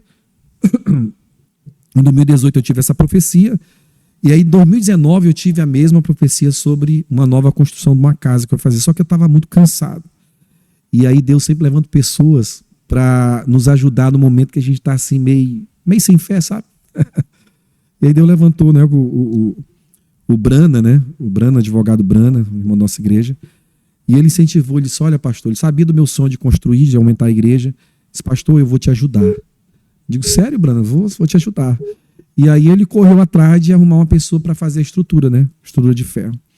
Porque hoje para construir é muito caro, né? Muito caro. O que acontece? Ele arrumou uma pessoa e a gente começou a construir, mas bem devagar. O nosso desejo era construir em 3 anos, né? O segundo alargando a tenda, que foi a igreja que queimou, a igreja antiga, nós passamos 3 anos para construir ela. Então como agora o desafio era muito maior, eu digo, não, vou botar menos de 3 anos, podia chegar até 5 anos. Já vai ser um milagre. Vai ser um milagre. E aí a gente começou a construir, né? Começamos a fazer as tesouras. E aí, na terceira tesoura, a gente não tinha mais dinheiro para fazer. Né? Aí a gente pedia, os irmãos estavam dando oferta, só que é uma oferta muito simbólica, né? E aí o sonho nosso era muito grande pelo pouco dinheiro que a gente tinha. E aí foi quando aconteceu a questão do fogo, né? Foi dia 18 de março de 2022, né? Era uma sexta-feira, a gente estava comprando material para a terceira tesoura. Só que a gente não tinha o dinheiro todo. Né? Era a tesoura, né? Tesoura mesmo. Eu não tinha o dinheiro todo. A gente ia comprar ali um material que desse assim, quase para fazer ela, né? Aí a fé para entrar mais dinheiro e fazer o restante e montar a tesoura. Aí nós estávamos lá comprando e teve um discípulo nosso lá falou assim, pastor, como é que a gente vai construir essa igreja se a gente não tem dinheiro nem para comprar a tesoura aqui? Eu disse, irmão, Deus proverá. Amém. Aí nós compramos, pedimos para o cara levar o material e fui para casa. Já era meio-dia, eu disse para o pastor Icro, né? Icro, fica aqui, eu vou em casa descansar, comer, depois eu volto. Aí o Brana também, né? A gente foi. Quando foi assim, mais ou menos 1 hora da tarde, quase 2 horas, a igreja pegou fogo, né? Porque o pessoal que estava soldando, o pingo da solda entrou na estrutura velha, né? E lá tinha uma esponja que a gente colocou, que era bem antiga na época. De isolamento. Isolamento. E a gente não sabia que ela era inflamável. Entendeu?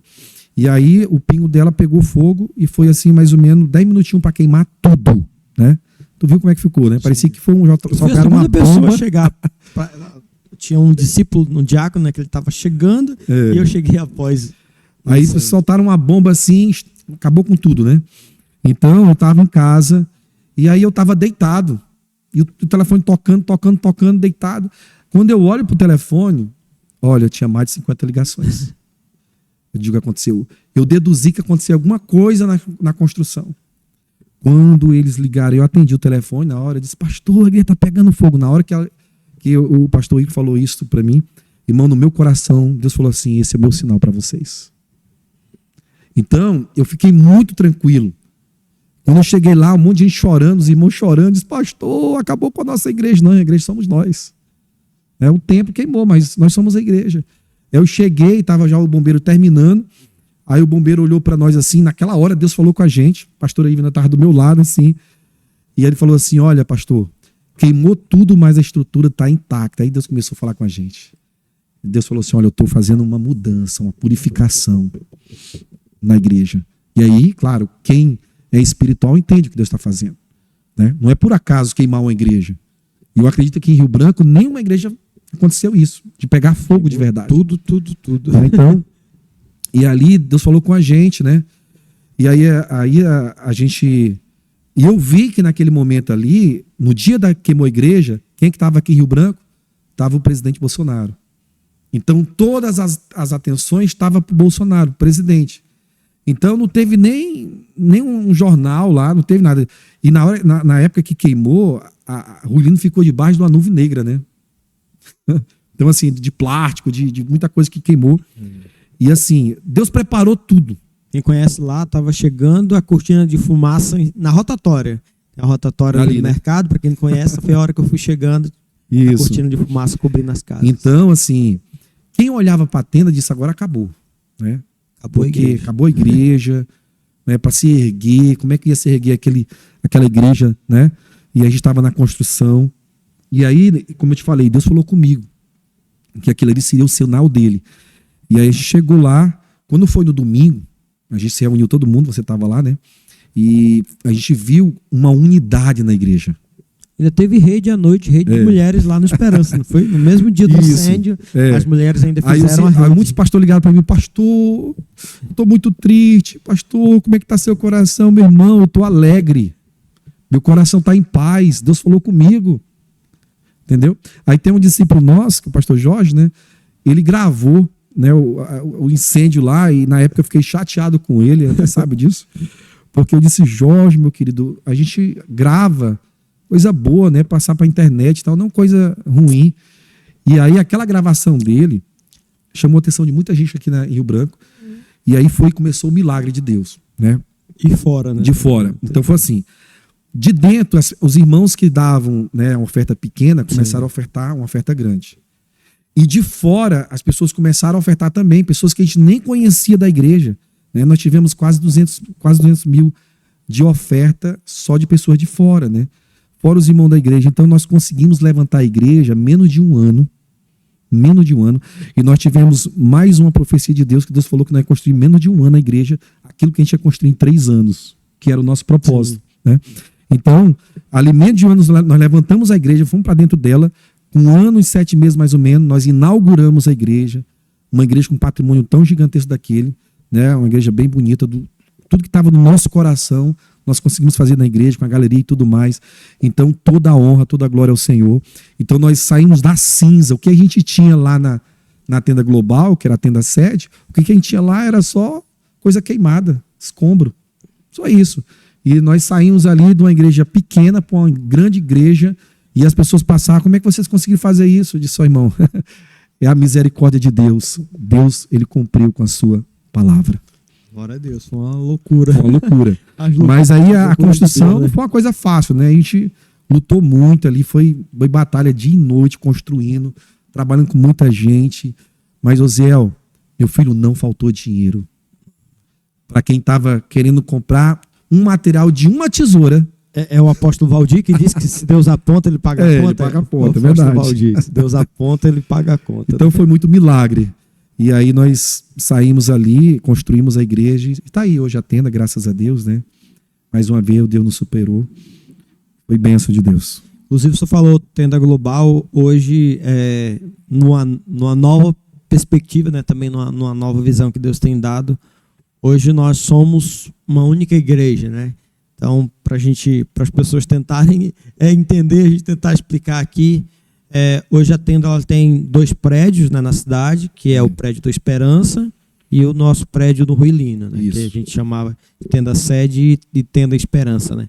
Mas hoje nós somos uma única igreja, né, como uma única visão, até porque, o senhor sempre fala, né, a igreja de Jerusalém era uma única igreja, né? Eu queria que o senhor falasse sobre essa visão para esse tempo, né, que Deus tem dado para a nossa comunidade. E é importante, né, falar que Deus ele dá uma visão para aquela comunidade, né, para aquela realidade. O senhor sempre enfatiza isso muito quando nos aconselha, né? Deus ele tem grupos específicos espalhados no Acre, no Brasil e no mundo. Então, para cada comunidade de fiéis, para cada comunidade de fé, Deus vai dar uma visão, vai dar um entendimento, uma revelação para um tempo, para uma estação, né? Para um momento, para 10 anos que seja, para 5 anos, para 16 anos. Então, nesse momento agora, Deus tem dado, né, deu essa visão. Então, nós hoje somos uma única igreja, uma só visão, um só propósito, né? Amém. Eu sempre falo para alguns pastores, que a gente tem de aliança na igreja, né, que a maioria dos pastores que estão em crise, estão depressivo, né? Que, inclusive, só abrindo um parênteses, né, se eu for falar da visão, hoje nós fazemos o Koinonia, né, que é a nossa manhã de comunhão e consagração de pastores e líderes, com esses pastores que são de aliança. Vamos, né, falar isso aí também. Né? Sim. Então, hoje tem muitos pastores que estão decepcionados, né? Estão, assim, em crise porque a igreja não cresce, a igreja não desenvolve. O que eu aprendo com toda essa minha caminhada aí de 22 anos de pastor, né? 22 anos, eu fazia 23 anos esse ano agora, no chamado pastoral. Então, para cada comunidade, Deus tem uma visão específica, né? Tem coisas que a gente vai pegar de outra igreja, claro que vai dar certo na nossa também, né? Mas para a igreja local, tem uma visão ali de Deus, para você trabalhar com aquele povo, com aquela comunidade. Então, não é copiar, é aquilo que Deus te dá, né? Porque, às vezes, a gente copia e a gente pensa que vai ser igual a outra igreja, mas Deus deu aquela visão para aquela igreja. Então, ele está crescendo, está vivendo o projeto de Deus, né? Mas se o pastor ele entender que Deus vai entregar algo para ele e começar a buscar, Deus vai dar uma visão específica e a igreja vai viver o que Deus tem para aquela igreja. Então, a tenda entendeu isso desde 2015, né? A gente entendeu que a gente tinha que obedecer a Deus naquilo que ele tinha para a nossa comunidade, né? E muita coisa a gente pegou, né? Hoje a gente faz encontro com Deus, né? A gente nunca deixou de fazer o encontro com Deus, o reencontro, né? E a gente tem o discipulado, nós temos o GC, que era um célula, que é a mesma coisa de célula, né? Então, assim, é um trabalho maravilhoso, mas tem o nosso trabalho específico, né? E esse ano, Deus falou muito com a gente sobre a igreja de Jerusalém, né? A igreja de Jerusalém foi a primeira igreja que foi estabelecido por Jesus ali através dos apóstolos, onde desceu o Espírito Santo e a partir dali eles fundaram a igreja de Jerusalém. E a igreja de Jerusalém não era 2, 3 igrejas, só existia uma igreja de Jerusalém. Então, Jerusalém era um território. Por isso que a Bíblia fala assim, ó, vocês vão ser meu testemunho tanto em Jerusalém, né, Judéia, Samaria, até os confins da terra. Mas a nossa Jerusalém é a nossa geografia. Então, naquele momento, só existia uma igreja dentro daquela geografia de Jerusalém. Então, foi dali que eles foram para o mundo, né? Foram enviados. Depois da perseguição veio e os apóstolos saíram, que era a missão deles ser enviado. E quem ficou cuidando da igreja de Jerusalém foi Tiago, irmão de Jesus, né? Ficou cuidando ali. E ali eles cresceram, desenvolveram e outras igrejas saíram de Jerusalém. Então, dentro dessa visão, nós entendemos que em Rio Branco nós seremos uma única igreja como a igreja de Jerusalém. Então, o que nós vamos fazer? Nós vamos, como o Rio Branco hoje já é uma capital, né, tem mais de 400 mil pessoas, né? Então, a gente vai abrir campos, né? E o primeiro nosso campo é a nossa congregação lá do Esperança, que agora é Campo Esperança, e a tenda sede é a tenda global, não como uma plataforma, mas como o local onde vai fluir os missionários, os pastores, que esse é o nosso sonho. Nós cremos numa igreja missionária, uma igreja que ama fazer missão. Então, nós vamos se preparar em Rio Branco, abraçar Rio Branco como uma única igreja, né? Um só propósito e uma só visão, que é o nosso lema nesse ano, né? Então, esse é o sonho. Então, hoje nós temos 2 celebrações na igreja, que você pode ir mais cedo às 17h30 lá no Campo Esperança, e a segunda celebração é lá na Tenda Global às 18h30. Então, é uma única igreja. A diferença é que nós temos lugares diferentes, né, para a pessoa ir. Então, você tem a opção de congregar. Então, nós saímos de 2 igrejas para uma grande igreja, uma igreja muito maior. Então, esse é o nosso sonho esse ano. São muitos projetos ainda mais dentro dessa visão. E nós estamos sonhando, nós estamos como aqueles que sonham, né? Nas quintas é o nosso culto profético. E na quinta-feira é o nosso Tenda Global. É o culto profético, o culto da fé, que é todo mundo junto, né? Ali, toda a igreja, uma única celebração, é um culto maravilhoso, culto de fé.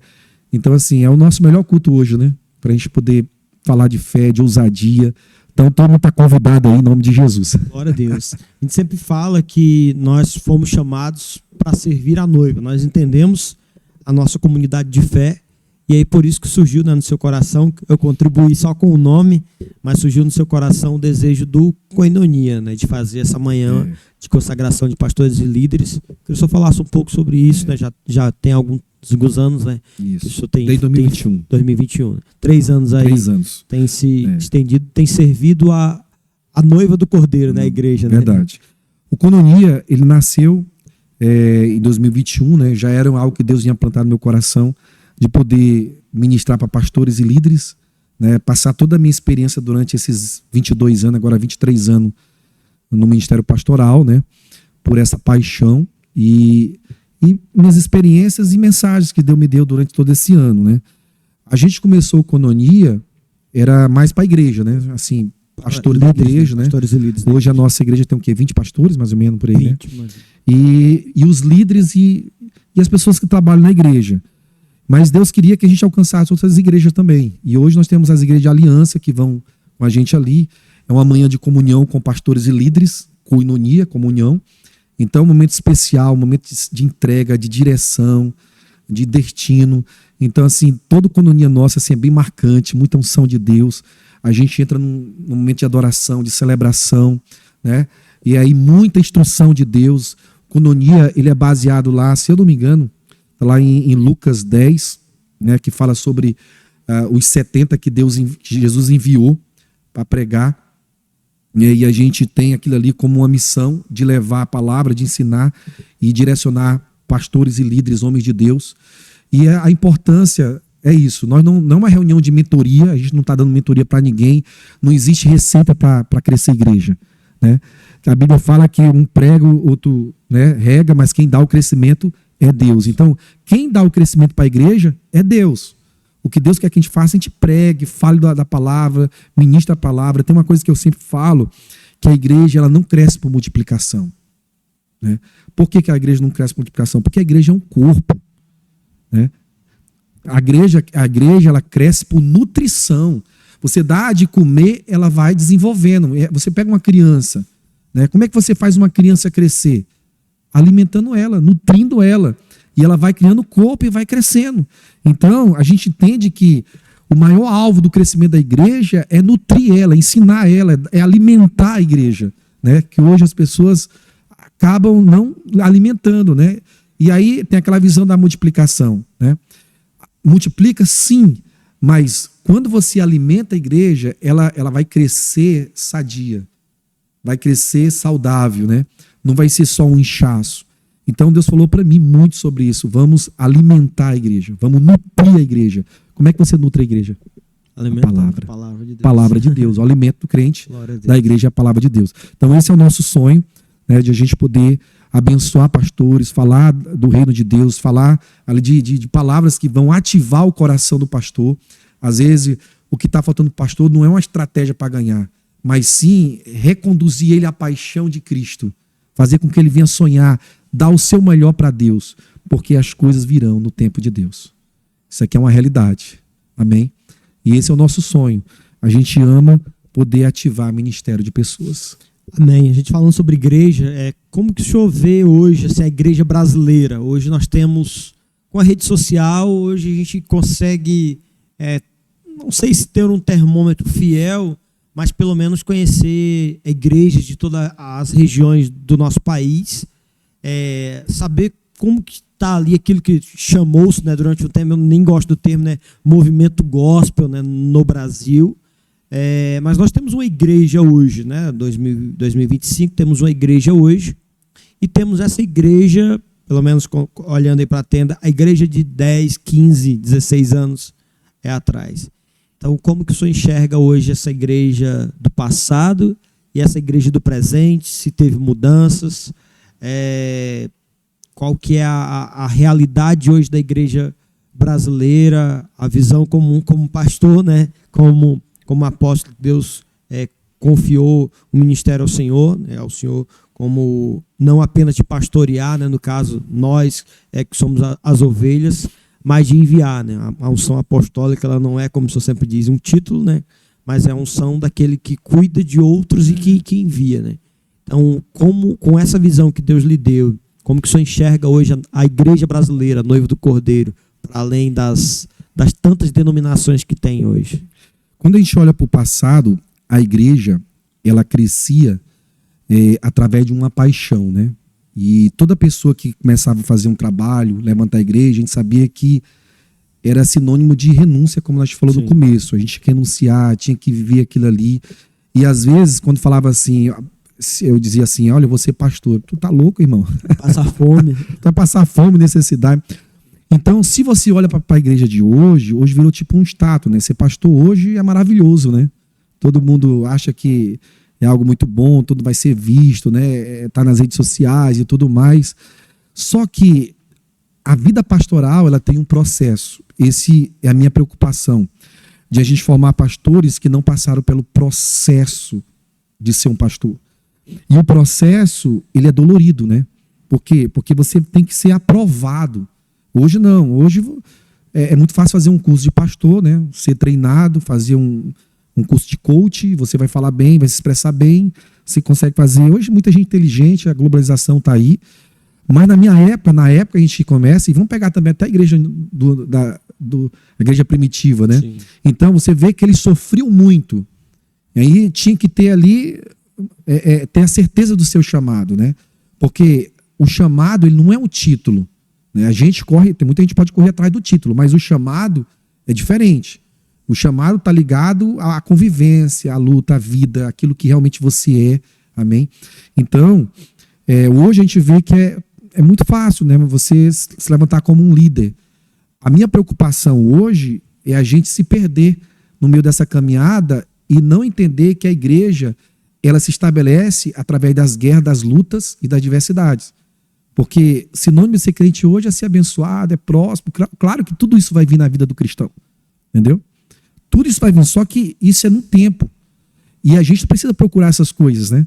Essas coisas vão nos perseguir, como diz a palavra, não a gente perseguir ela. A gente precisa ser fiel ao princípio da palavra e exercer o nosso chamado com muita paixão, fogo no coração, desejo de amar pessoas, de abraçar pessoas, né?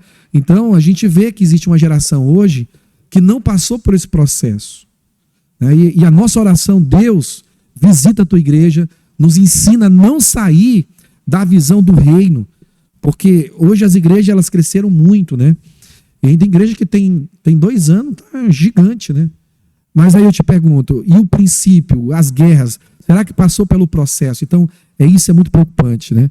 Então eu vejo esses dois lados, né? Eu vejo o perigo, o bom que o evangelho está sendo pregado, pessoas não estão sendo alcançadas por Jesus, mas o ruim é que essas pessoas elas não podem estar entendendo o princípio da palavra, porque tudo se resume em você levar essas pessoas para o céu. Né? Eu sempre falo assim, olha, se eu estou trabalhando como pastor só para ter um rebanho gigantesco, eu não estou fazendo o meu papel de um bom pastor. O bom pastor é aquele que prepara a igreja para se encontrar com a eternidade com Jesus. Então, essa é a nossa preocupação hoje com a igreja moderna, né? e às vezes não está na estrutura. Às vezes a gente fica preocupado muito com a estrutura. A gente sabe que a estrutura é até legal, é bom, ajuda muito. E nós somos, né, pessoas que gostam muito de estrutura, de iluminação. A gente gosta muito com excelência. Mas não é isso, porque as pessoas não podem ser ganhadas, Osiel, pelos olhos. Ela tem que ser ganhada pelo coração, né? Você chega lá, olha que lindo, fica deslumbrado com tudo. Não, mas é a palavra, é a fome de Deus que nós temos que ganhar essas pessoas através do evangelho genuíno. Hoje a palavra, eu sempre falo com vocês, né, que hoje a palavra do evangelho não é mais de cruz. É um evangelho muito fácil, muita alegria, sem dor, sem nada. Mas o evangelho da cruz é um evangelho de dor. Cada um vai ter que carregar a sua cruz. Haverá batalha. Jesus disse: no mundo tereis aflições, mas tem bom ânimo. Eu venci o mundo. Tu entende? Então as pessoas elas estão vivendo, abraçando o evangelho naquela euforia e estão esquecendo de que o evangelho é renúncia e tem dor. Mas tem conquista, tem vitória também, tem muita alegria, porque a nossa alegria não está baseada nas coisas que estão ao nosso redor. Nossa alegria está no espírito, né? Nossa alegria ela é interior. Não é porque eu não tenho aquilo que eu quero que eu não estou sendo abençoado. Hoje, ter uma multidão não é sinônimo de aprovação de Deus.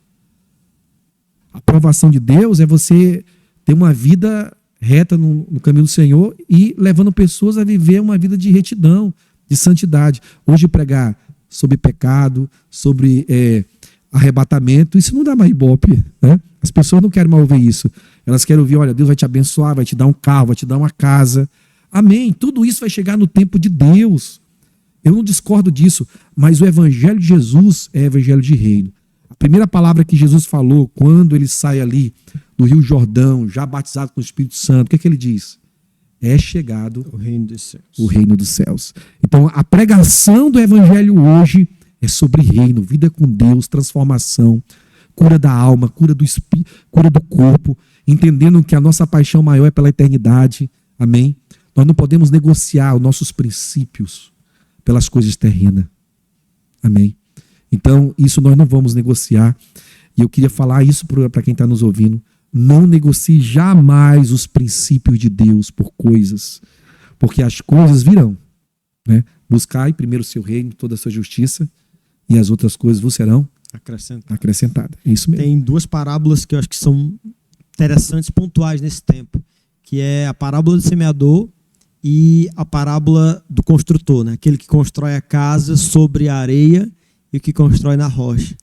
E aquele que planta, né, ele lança a semente, uma cai na pedra, outra cai entre os espinhos e uma cai na boa terra. Eu enxergo que talvez é isso que hoje falta, né? A gente vê muitas pessoas que se converteram, o número de evangélicos cresceu consideravelmente no Brasil, mas às vezes parece que falta a raiz, né? Parece que foi construído uma fé em cima de um terreno arenoso, né? Então hoje nós temos muitos cristãos, né? Às vezes pessoas decepcionadas com aquilo que ela entendeu como sendo igreja, e a nossa fé é em Cristo. Em Cristo. Né? A palavra ela vem e ela entra naquela terra boa, e aí para que a planta ela possa crescer saudável, ela precisa ter raízes. Eu creio que talvez é isso que a palavra de Deus para esse tempo, né? O evangelho que ele vai entrar no coração e ele vai ter raízes. Porque quem encontrou, e aí o senhor tem agora 23 anos de cristão, eu cresci de pastor, aliás, cristão eu cresci mais, né? Eu cresci num lar cristão. Nesse tempo, se a gente for pegar 20 anos, a gente praticamente não se falava tanto de pessoas que desviava, que não era algo assim tão comum como é hoje. A pessoa ela saiu da igreja. Para alguém sair, se afastar, se desviar, realmente como era antigamente, era algo que chocava a todo mundo, porque aquele que aceitava Cristo, que conhecia o evangelho há 20 anos, ele, como diz o Acreano, podia dar fez aí no meio da perna, ele não desistia, porque ele tinha tido, acho que talvez por tudo isso que a gente falou, né? Ele tinha tido uma experiência, né? era alguém que veio das drogas e encontrou Jesus. Era alguém que entendeu aquilo que os discípulos disseram, né? Aquilo que Pedro vai e diz: para quem iremos? Né? Nós não temos para onde ir. Então parece que hoje, e a culpa, não sei, né? Não sei se existem culpados em tudo isso, mas parece que tem opções, né? Não, essa aqui não atende a minha necessidade, então eu vou seguir esse caminho. E o Evangelho de Cristo e aqueles que nós temos hoje, né, a missão de ganhar, é ganhar aqueles que vão ter raízes, né, que vão ter profundidade. Sabe qual é a minha preocupação? É de a gente estar formando cristão híbrido, né? Que é um pé no mundo, outro pé na igreja, que não entende a questão de separação, né? Em questão de viver o Evangelho de verdade. Porque qual é o maior problema nosso? É querer fazer um culto para agradar o homem. Alguém fala assim: pastor, hoje eu não gostei do culto. Claro, não foi feito para você, foi feito para Deus. Está entendendo? Então, quando você tem essa noção de que você tem que fazer algo para agradar a Deus, Deus vai alcançar o coração dos homens, né? A gente prepara um culto para agradar o homem. Tudo é feito para trazer aquela emoção e ele ficar feliz. Será que não basta uma palavra forte de Deus e a presença do Espírito Santo para fazer isso? Porque no mundo a gente cria situações para atrair as pessoas. Na igreja, o que os apóstolos precisavam era somente no Evangelho. Então, o que está faltando é a gente voltar a alguns princípios da palavra. De você pregar o Evangelho puro, o Evangelho de cruz, como eu falei no começo aqui. Né? Porque esse Evangelho, ele transforma, ele muda. A gente não pode ter medo de pregar a palavra, a verdade. Nada podemos contra a verdade, senão a favor da própria verdade. Paulo falou sobre isso. E nós estamos com medo de machucar alguém. Irmão, o Evangelho, ele pode até doer, mas ele cura. Ele cura. Se ele fez a ferida, ele vai curar. Ele cura. Então, o Evangelho, ele dói. A palavra dói, porque ela mexe nas nossas feridas. Um Evangelho que não confronta, um Evangelho que não traz você para a realidade, você não pode chamar que isso seja uma pregação do Evangelho. Isso é uma palestra. O próprio Cristo disse, né? Eu vim trazer paz, eu vim trazer guerra, eu não vim trazer paz, né? Isso. Eu vim confrontar a vida que vocês estavam vivendo, né? Isso. Então, o Evangelho veio para curar, para mudar. Não tem como você receber Jesus e ser como você era no passado. Não, irmão. Ele veio para fazer um divisor. Se isso não acontecer na sua vida, então você não teve um encontro real com Jesus. Você entende? Então, essa é a preocupação. Nós não podemos negociar. Uma coisa que a gente fala, o nome é: não podemos negociar o princípio da palavra. Então, a pregação do Evangelho é levar a pessoa ao arrependimento, levar a pessoa ao reconhecimento dos seus pecados. Amém? Porque hoje é muito bom estar na igreja. Os hinos são maravilhosos, você chora, né? São lindos os hinos, mas e aí, será que é só isso? Será que nós vamos ser simpatizante do Evangelho? Igual lá na época do Atos dos Apóstolos, quando o Espírito Santo desceu ali, que tinha aqueles que zombavam, aqueles que ficavam vendo, né? Mas tinha aqueles que estavam lá no meio, que estava dentro do cenáculo recebendo o Espírito Santo. Aí eu te pergunto, você é quem? Aquele que vai ficar só observando as que estão recebendo, aquele que está zombando, porque tem uns que zombam, né? Ou você é aquele que entra na festa e começa a dançar? Vive aquele momento. Então, é isso. Mas Deus está falando. Porque a Bíblia fala que eles ouviam as grandezas de Deus na sua própria língua materna. Eu não tenho dúvida que Deus está falando com o povo. Agora, nós precisamos se voltar, né? Não podemos negociar jamais o Evangelho genuíno de Jesus. Paulo diz que eu não me envergonho do Evangelho, porque ele é o poder de Deus para a salvação de todo aquele que crê. Amém? Então, nós não fazemos culto para agradar a Uber. Nós fazemos culto para agradar a Deus. E quando nós agradamos a Deus, Deus se manifesta. Deus cura, Deus liberta, Deus salva. Essa é a nossa paixão. Glória a Deus. Agora, quase que partindo para uma finalização, fechamos um pouco mais de 1 hora aí de conversa já. Queria perguntar para o senhor sobre a caravana, né, para Israel, que algumas pessoas que lhe acompanham nas redes sociais conhecem, né, que é algo também que Deus lhe entregou há um tempo, não era o seu desejo, mas foi algo que foi acontecendo. Hoje o senhor é líder da caravana Novo Tempo, que é essa caravana que leva os peregrinos para Israel. Queria que o senhor falasse um pouco sobre ela para nós. Então, eu tinha um sonho de conhecer Israel, né? Em 2014, eu sempre falava, eu chamo a pastora de filha, né? Eu digo, filha, vamos para Israel, quero ir para Israel. Só que na época eu não tinha condição.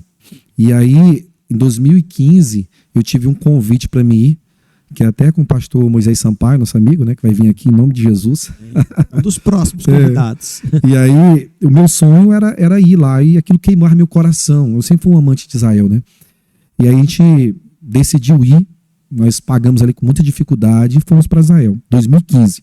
Quando a gente estava lá em Siló, lá onde era a capital espiritual de Israel na época, onde Ana orava, subia todos os anos para orar, e lá onde ela recebeu a promessa, né, de Samuel, naquele lugar que nós estávamos, no mesmo lugar onde ficava o tabernáculo, eu e a pastora Iva tivemos uma experiência com Deus. Isso aqui é muito interessante. E a gente estava lá, começou uma oração, e aí eu caí para um lado e a pastora caiu para o outro. E aí naquela hora ali, Deus falou para minha esposa, a pastora Ivna, disse, olha, eu vou dar um filho para você. Fazia 5 anos que a gente tentava ter outro filho, porque a gente tem a Sara, né? E aí já fazia 10, ela tinha 10 anos e nada de ter outro filho, né?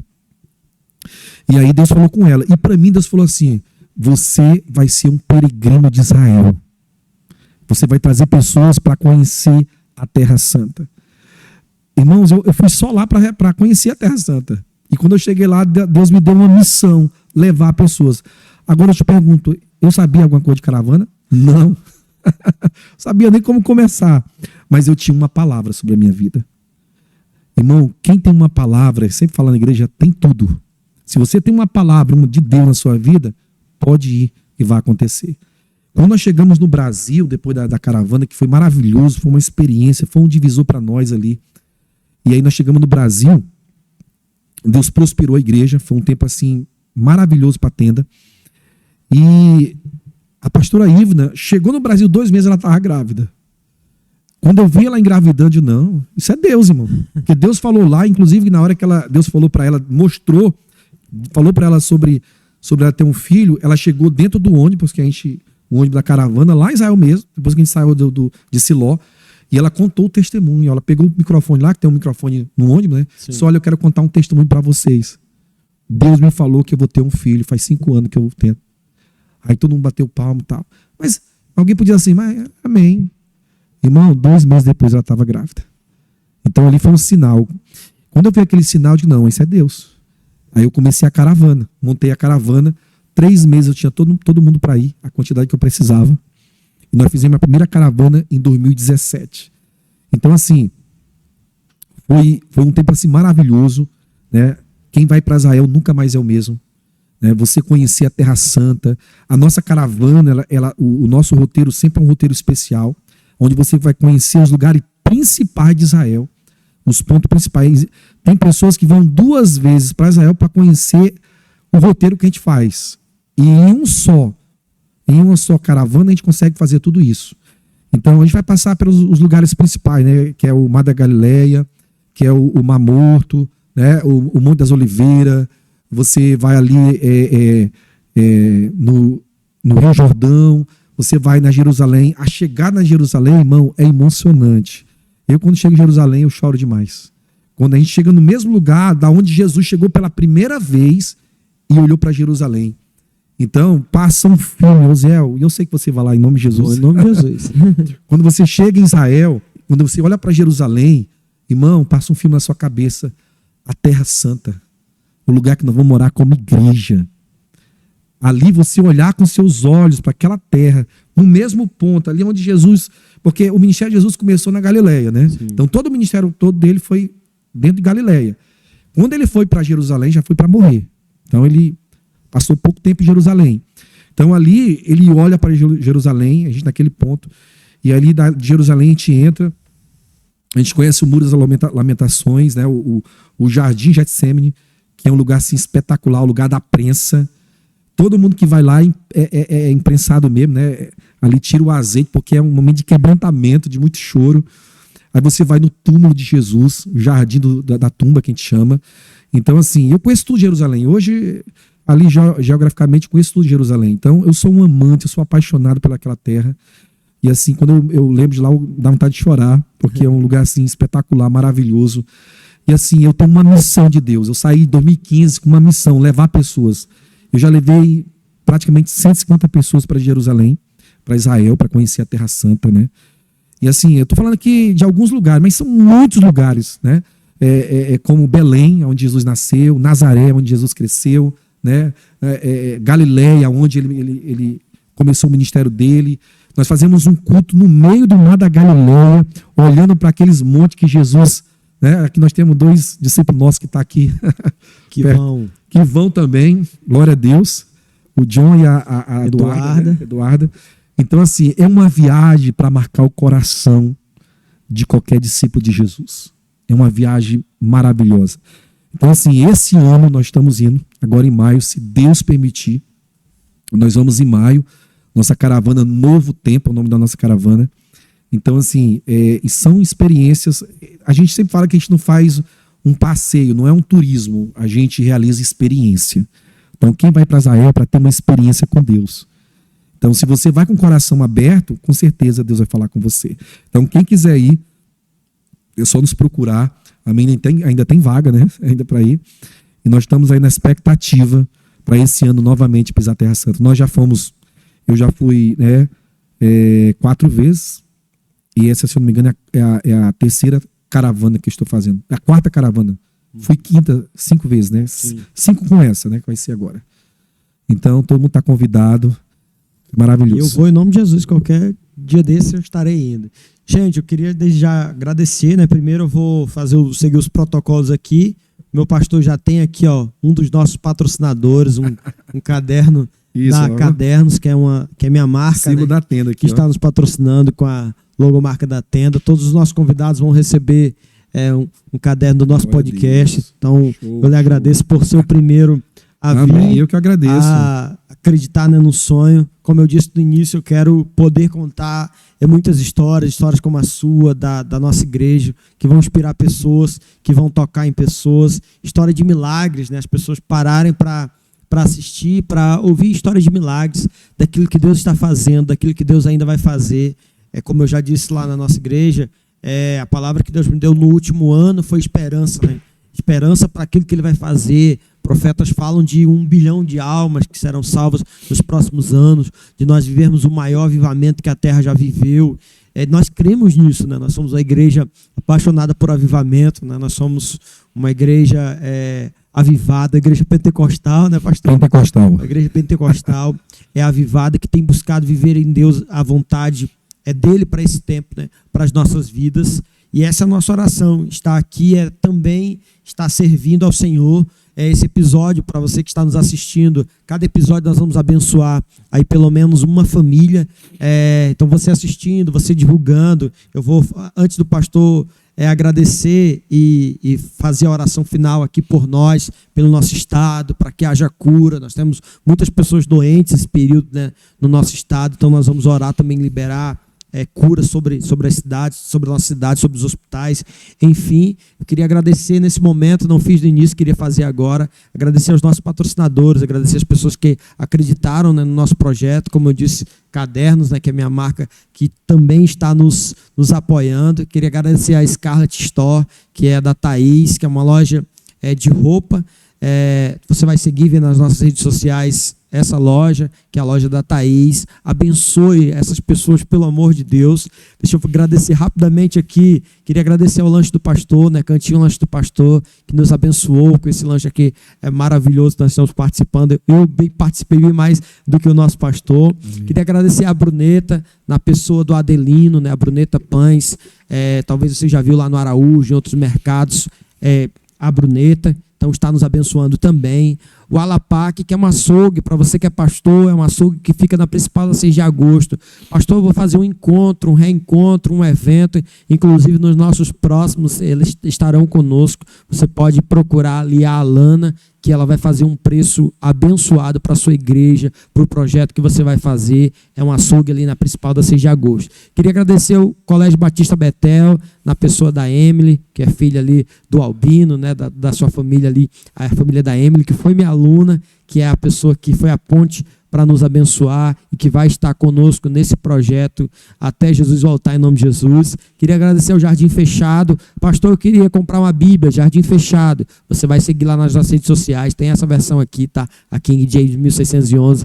Você vai procurar a Ana Letícia, que você vai ter, vê lá as opções de Bíblia que tem a ponto entrega, tá bom? Fiz a minha divulgação, sim, esqueci o último, não posso esquecer, queria agradecer a Terri lá, escola de música do nosso irmão Aquila Misael, que é o nosso líder de louvor, nosso músico, né, um dos líderes da música lá da nossa igreja, das pessoas que Deus tem levantado nesse tempo, e que tem essa escola de música. Siga o nosso Instagram. No Instagram eu vou divulgar essa semana agora, nos próximos dias, talvez até hoje, divulgar o sorteio de uma bolsa na escola de música Terrilá, que é uma escola de música cristã, de adoradores, formando adoradores, tangedores. Você vai seguir o nosso Instagram, siga o Instagram dos nossos patrocinadores, em nome de Jesus, amém?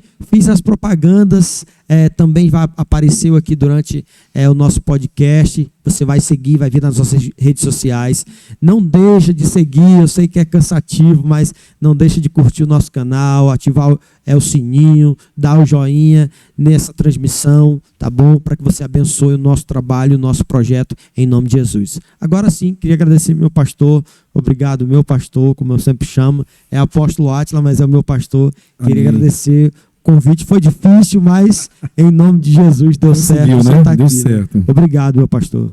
Obrigado de verdade. Amém. Eu queria terminar esse nosso momento, glória a Deus pela vida do pastor Oziel. Para mim é um filho, uma pessoa muito dedicada, ele é o multiuso da igreja, faz tudo, né? Vamos só fazer tudo. Glória a Deus. Deus sempre manda pessoas assim, pérolas para nós. Mas eu queria terminar com o versículo, Hebreus capítulo 12, versículo 1, que diz assim: portanto, também nós, visto que temos rodeado tão grande número de testemunho, desembaraçando-nos de todo peso e do pecado que tão perto nos assedia, corramos com perseverança a carreira que nos está proposta. Eu sempre tenho falado que não adianta a gente ter uma palavra para esses dias se a gente não tem um coração para esses dias, né? E às vezes, o que está faltando muitas vezes é a gente se conectar com a mensagem que Deus está liberando para essa geração. Porque todos nós temos uma carreira proposta por Deus. Então, essa carreira, você precisa correr, você precisa estar firme nela. Só que ele fala sobre o embaraço da vida. Então, a gente precisa entender que esse embaraço é o que faz a gente não conectar com uma palavra que Deus tem para esses dias, para que o nosso coração seja voltado para a mensagem para esses dias. Por exemplo, nós temos ali João Batista, que ele aparece no deserto pregando uma palavra para aqueles dias. Só que todo mundo tinha João Batista como um homem de Deus, né? Um homem ali, né, que diferente, que vivia no deserto, comia gafanhoto, mel silvestre, suas roupas eram esquisitas, um cara separado. Mas as pessoas achavam que ele era homem de Deus, mas não queriam viver a mensagem que ele tinha para aquelas pessoas. E qual era a mensagem? Arrependei-vos, porque está próximo o reino de Deus. Então, eles não se conectavam. E é isso que está acontecendo hoje. Existe profeta, Deus está falando, não é falta de profeta, não é falta de mensagem. O que está faltando são corações conectados, corações dispostos a viver a mensagem para esses dias. Tem muita gente que envelheceu espiritualmente, porque estão vivendo coisas que viveram lá atrás, mas hoje não se conectam com aquilo que Deus está falando. Então, Deus ele trabalha com estações, com tempos. Então, existe uma estação nova para você. E aqui ele fala sobre essa carreira, mas o embaraço da vida, que não é pecado. Embaraço é essas coisas que acontecem no dia a dia que tira você do foco da sua carreira. Então, Jesus está nos chamando, pastor Zé, para a gente se voltar para a mensagem que ele tem para essa estação. E essa palavra vai mudar a nossa história, irmão. Essa palavra, assim como também mudaria a história daqueles homens que eram na estação de João Batista. Porque João Batista ele tinha uma palavra. Só que os corações não estavam conectados com a mensagem que ele tinha. Então eu te pergunto, onde é que está seu coração esses dias? Onde é que está o nosso coração esses dias? Será que o nosso coração está voltado para aquilo que Deus está preparando para nós, para essa nova estação? Nós começamos um ano. E esse é um ano de decisão. Todo ano você decide muita coisa, né? Há um monte de projeto. Esse ano eu vou servir a Deus, eu vou fazer de tudo para servir, agradar o Senhor. O ano vai se passando, quando chega no final do ano você entra em depressão. Porque olhou para trás, você não fez nada que você disse que ia fazer. Mas se você conectar o seu coração para a mensagem nesses dias, você vai voltar à sua carreira. A carreira que Deus fez para você viver o seu propósito. Amém? Agradecer a todos aí. Amém? Obrigado. Glória a Deus. Bom estar aqui com vocês. E que Deus possa usar grandemente esse podcast aí. Religare, né? Profético. Queria que o senhor orasse, meu pastor. Queria que o senhor nos abençoasse a nossa cidade, aqueles que estão nos assistindo. Como disse, orar por aqueles que estão enfermos. Tem uma palavra nesse tempo. Como o senhor disse, nós cremos no poder da oração. Nós cremos em Jesus Cristo que ainda faz milagres, né? Eu tenho certeza que aqueles que crerem na oração da fé também serão curados em nome de Jesus. Pode orar, meu pastor. Amém. Vamos orar. Vamos abençoar. Eu creio na cidade de Rio Branco. Eu sempre falo que Rio Branco é a terra do avivamento. Na verdade, eu amo essa cidade, né? E essa aqui é a minha geografia. Então, eu creio que daqui, né, Rio Branco será uma terra ainda muito conhecida. É igual quando Natanael falou para Filipe, pode vir alguma coisa boa de Nazaré? Pode vir alguma coisa boa do Acre, de Rio Branco? Claro que sim. Deus ele usa as pequenas coisas para confundir as grandes. Eu acredito nesse estado, eu acredito na promessa que Deus tem para esse estado. Então, a minha oração é que Deus levante as igrejas desse estado, debaixo de uma voz profética, de uma palavra profética bíblica, né? E a gente possa ganhar esse estado para Jesus. Então, essa vai ser minha oração. Fecha teus olhos, vamos orar. Pai, muito obrigado, Senhor, por estar aqui junto com o teu filho, nesse projeto para abençoar pessoas. Nós cremos que não somente aqui no Acre, mas queremos orar especificamente que o Senhor alcance cada um das cidades, dos municípios, que o Senhor venha trazer um grande avivamento sobre essa cidade, que esse avivamento possa alcançar o Brasil e o mundo, que o Senhor abençoe cada um que está nos ouvindo, vai nos assistir, que assim, meu Deus, o seu coração queime de paixão, que haja fome de Deus, que haja quebrantamento, reconhecimento, que haja convenção, que haja, meu Deus, um arrependimento genuíno, que nós possamos se conectar com aquilo que o Senhor tem para esse tempo, para essa estação, para esses dias. Usa teu filho, pastor Aziel, toda a equipe que está aqui, Senhor, abençoando, usando, Senhor, através das redes sociais, nós possamos alcançar o coração de muitos para ti. Que teu nome seja exaltado através de cada um que vai testemunhar, que vai falar de Deus aqui nesse podcast. Nós abençoamos e consagramos esse local para ti, Deus. Que o Senhor alcance o coração daqueles que estão oprimidos, depressivos, que estão precisando de uma palavra. Cada testemunho seja uma flecha, como uma espada de dois gumes que venha entrar no coração dos teus filhos, trazendo conversão, transformação e mudança, Pai. Nós oramos e abençoamos e gratidão ao Senhor por tudo que o Senhor tem feito até aqui. Nós oramos em nome de Jesus.